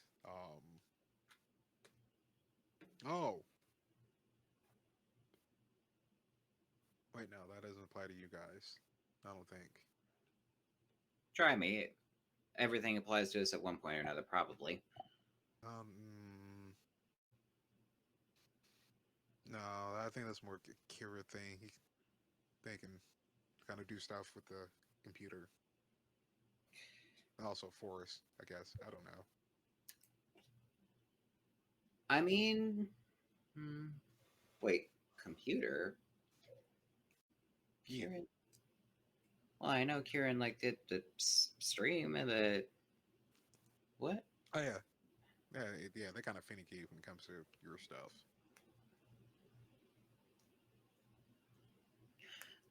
Questions for Kieran for later. You know what? There's a time for talking when no one can hear, and then you know what? There's time I'll just ask them when they get back. And Nyx is leading the way out. It's very much this is cool and awesome, but we haven't explored the rest of the base yet. So it's on the way. They're kind of trying to explain the basics. So without getting too into philosophy, Yeah, you How do I guys say- can do magic. No, I got that part. Yeah. To explain kind of what we're on, what's a good word? Easter egg hunt. Oh yeah, it's energy in the room. No, I got that Mhm. part. No, I know that. Right. So places with that kind of energy where it's just bubbling up like a fountain, we call those Yeah. nodes. No, I know. Okay. You know what? We'll have more of a talk on what you do or don't know later. We got an upstairs and a downstairs to explore. Literally. And he just kind of covers your mouth.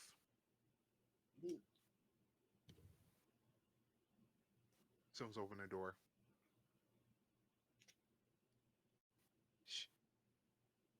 He kind of just motions you to follow him, and he leans out from the door.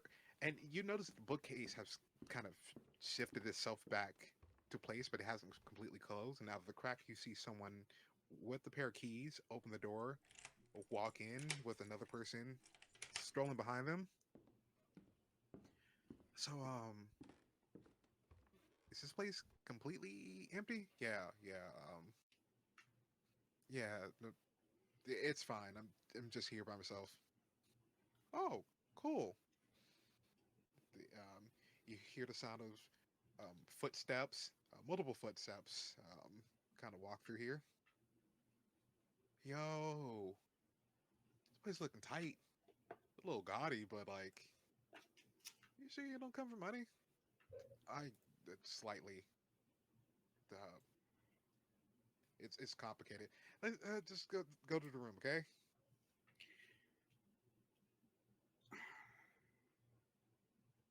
Does Nyx recognize the voices? Nothing you've ever heard from no one. You've never heard these voices.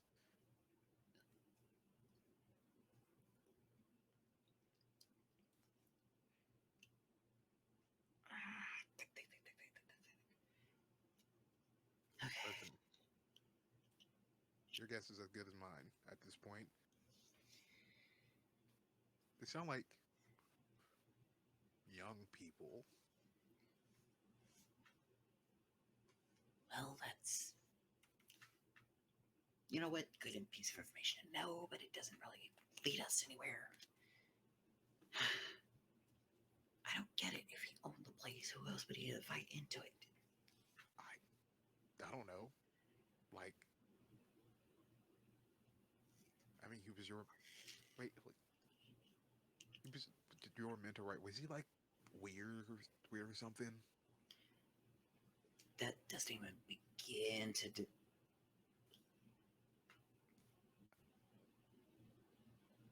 kind of just looks at you like is this like a sort of like a Chris Hansen sort of situation, or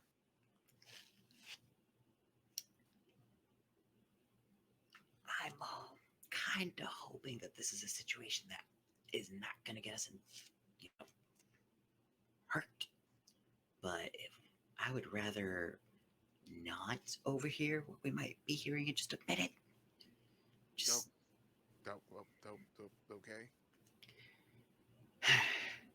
just So cover I me. mean, okay, fine.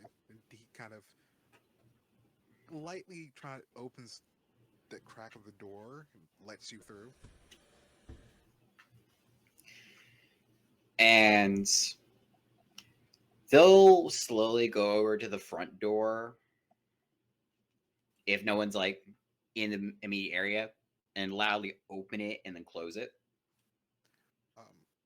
At that moment, you hear someone call out. Yo, Dave, that you?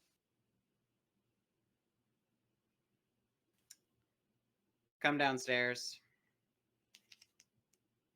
Fuck. Wait, is that your? No, that's definitely not him. You hear a pair of feet come down the stairs. Um,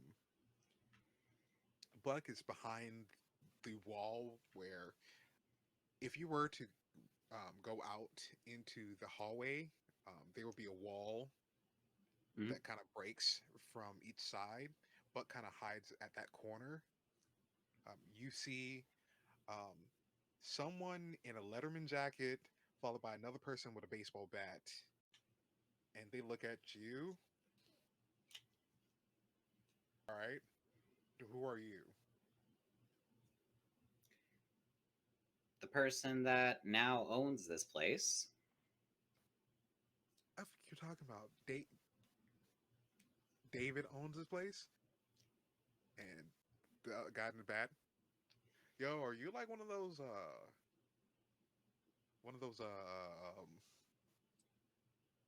hoarders? No, it's not a hoarder. Well, I Some mean, of the depending on the individual, it could be a hoarder, but they're not called hoarders. You know, they're the people who break into the house and live. Okay, I'm not a squatter, if that's what you're asking. squatter, and they say in unison, and the guy kind of grips on the bat even tighter.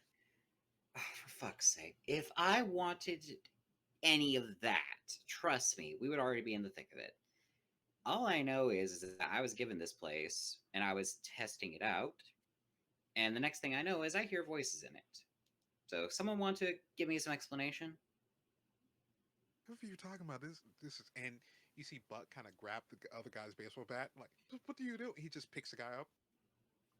All right, I got one of them.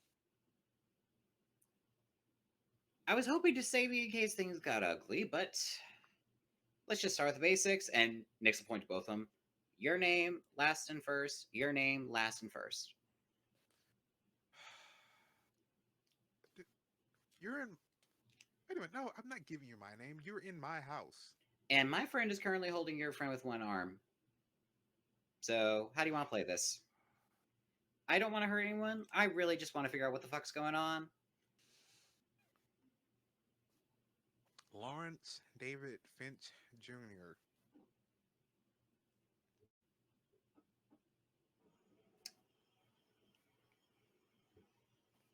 I'm Ken. Hi, Ken. Lawrence, David. Oh, Jesus fucking Christ. Finch, I'm going to tell you 3 words, and I'm going to ask you to tell me if they mean anything significant to you, okay? Right. Order of Hermes. Don't know what that is. Think hard. Never heard of it. Nix is going to take the yearbook from under their arm and start searching through it to see if there's something that's going to give them some clue to what the fuck is going on. I can tell you this right now. Even looking at this kid, none of that messes your book. It's your year, and Oh, right. it unfortunately this kid, you can tell younger than you. In fact, about high school age, but you don't know how old that could possibly be. Nix will like walk up close, just observe him. Yo, uh, uh one, because you put me down there, and also two, his dad is some sort of fancy fashion designer. I don't think he'll appreciate you breaking into his house.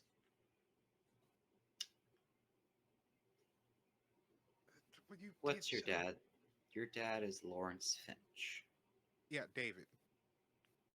No, not Dad. David. Is he your biological father? Sure, I guess. Oh, Jesus, Mary and Joseph, help me.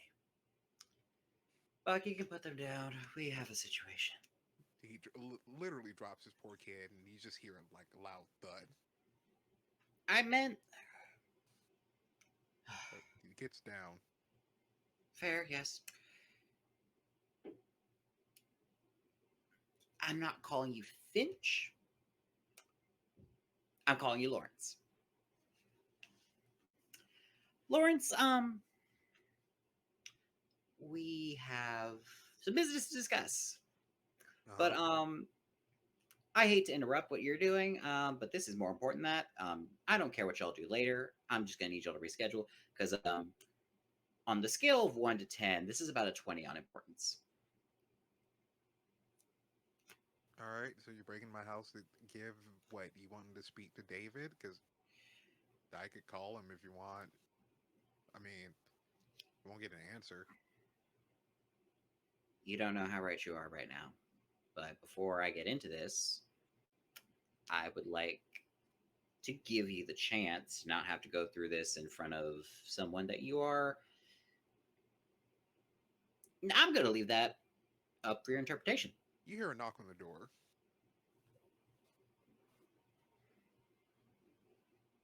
Were you expecting more? But no, I wasn't expecting someone to be lurking in the house.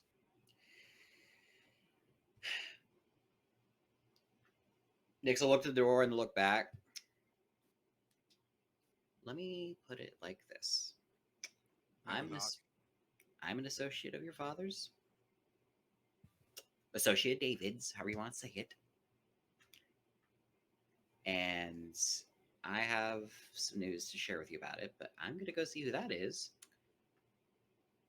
Buck, can you be at the ready? Sure. And he just yanks the bat from the kid. What? That's... We're not going to destroy it, just... I got it, kid. I know how to use a bat. You open the door, and you see Tiffany Chambers. Oh. Hi. Hi.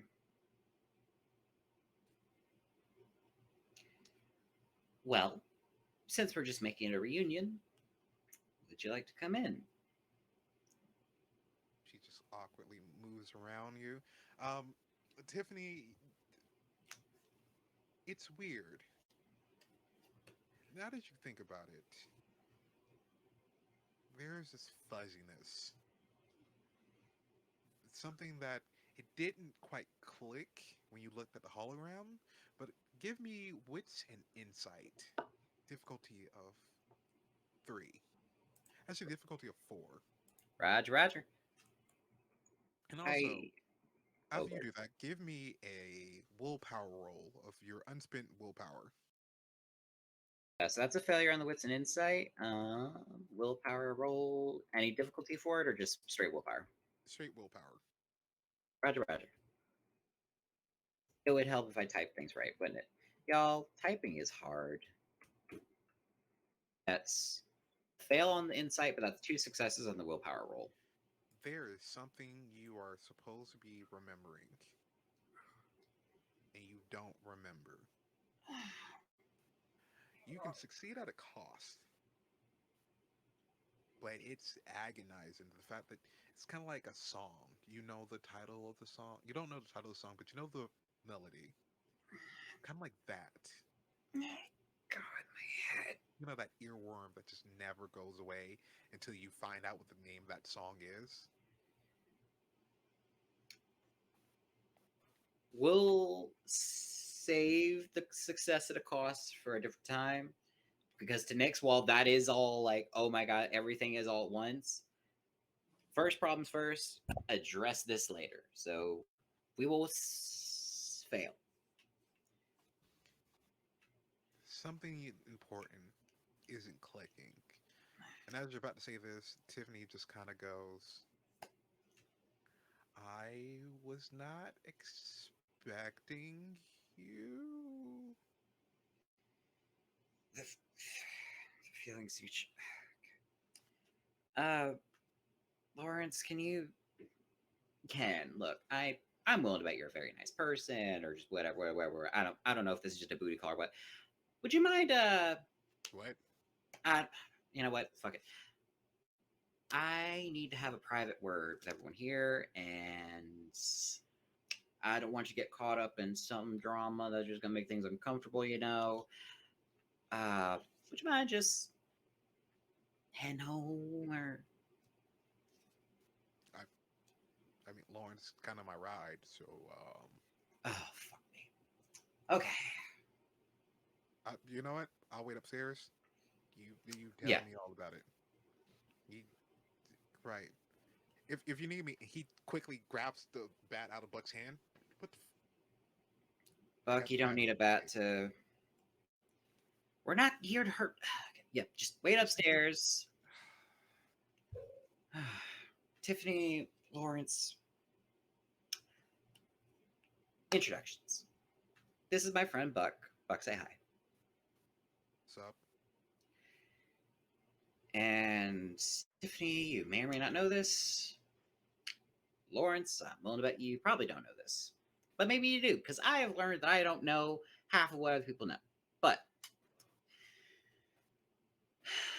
it's about Finch. David to you, Lawrence.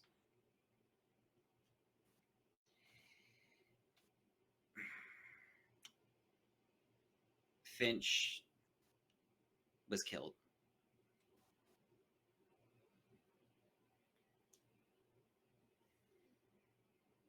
What? And if there's couches, like, Nick's like gesture for everyone to take a seat. Buck stands at the wall. It's weird. Tiffany, it's like the words are starting to like click for her, but for Lawrence, it's more confusion. Look,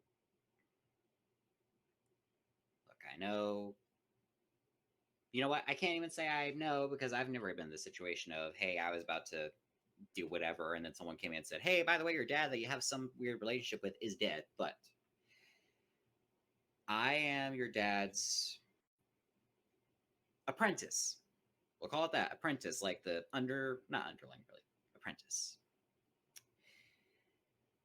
I came here because your dad went missing investigating something. I don't know what he's told you, but he and I work for the same company. Very cutthroat business. And he went missing. I came to investigate what he was doing and what caused his disappearance, and I discovered that someone killed him and another student of his.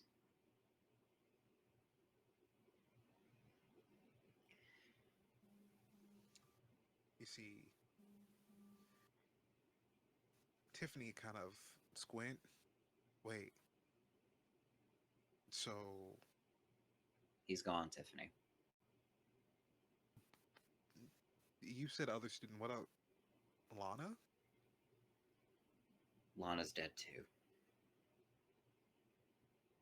And with that, she definitely catches herself sitting on the couch. Lawrence kind of more confusion. All right.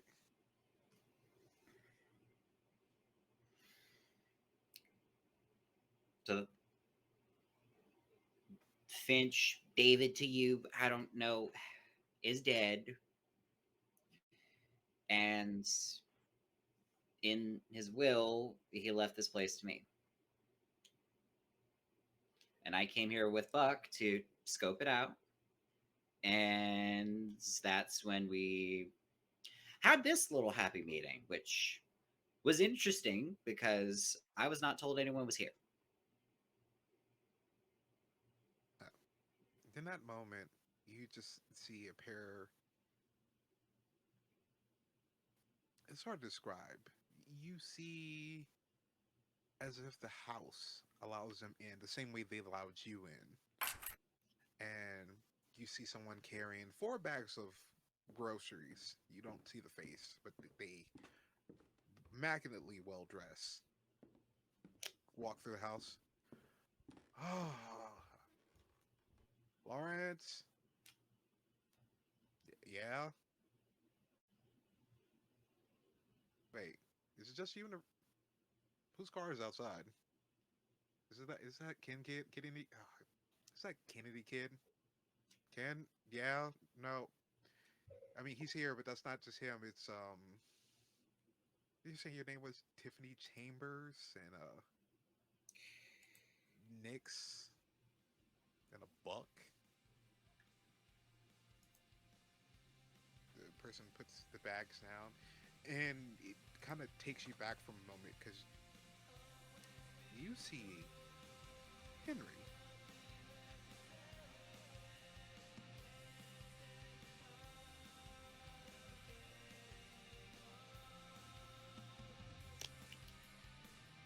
Long time no see. And that is where we end part 1 of Neon Gore Stitch. Till we meet again.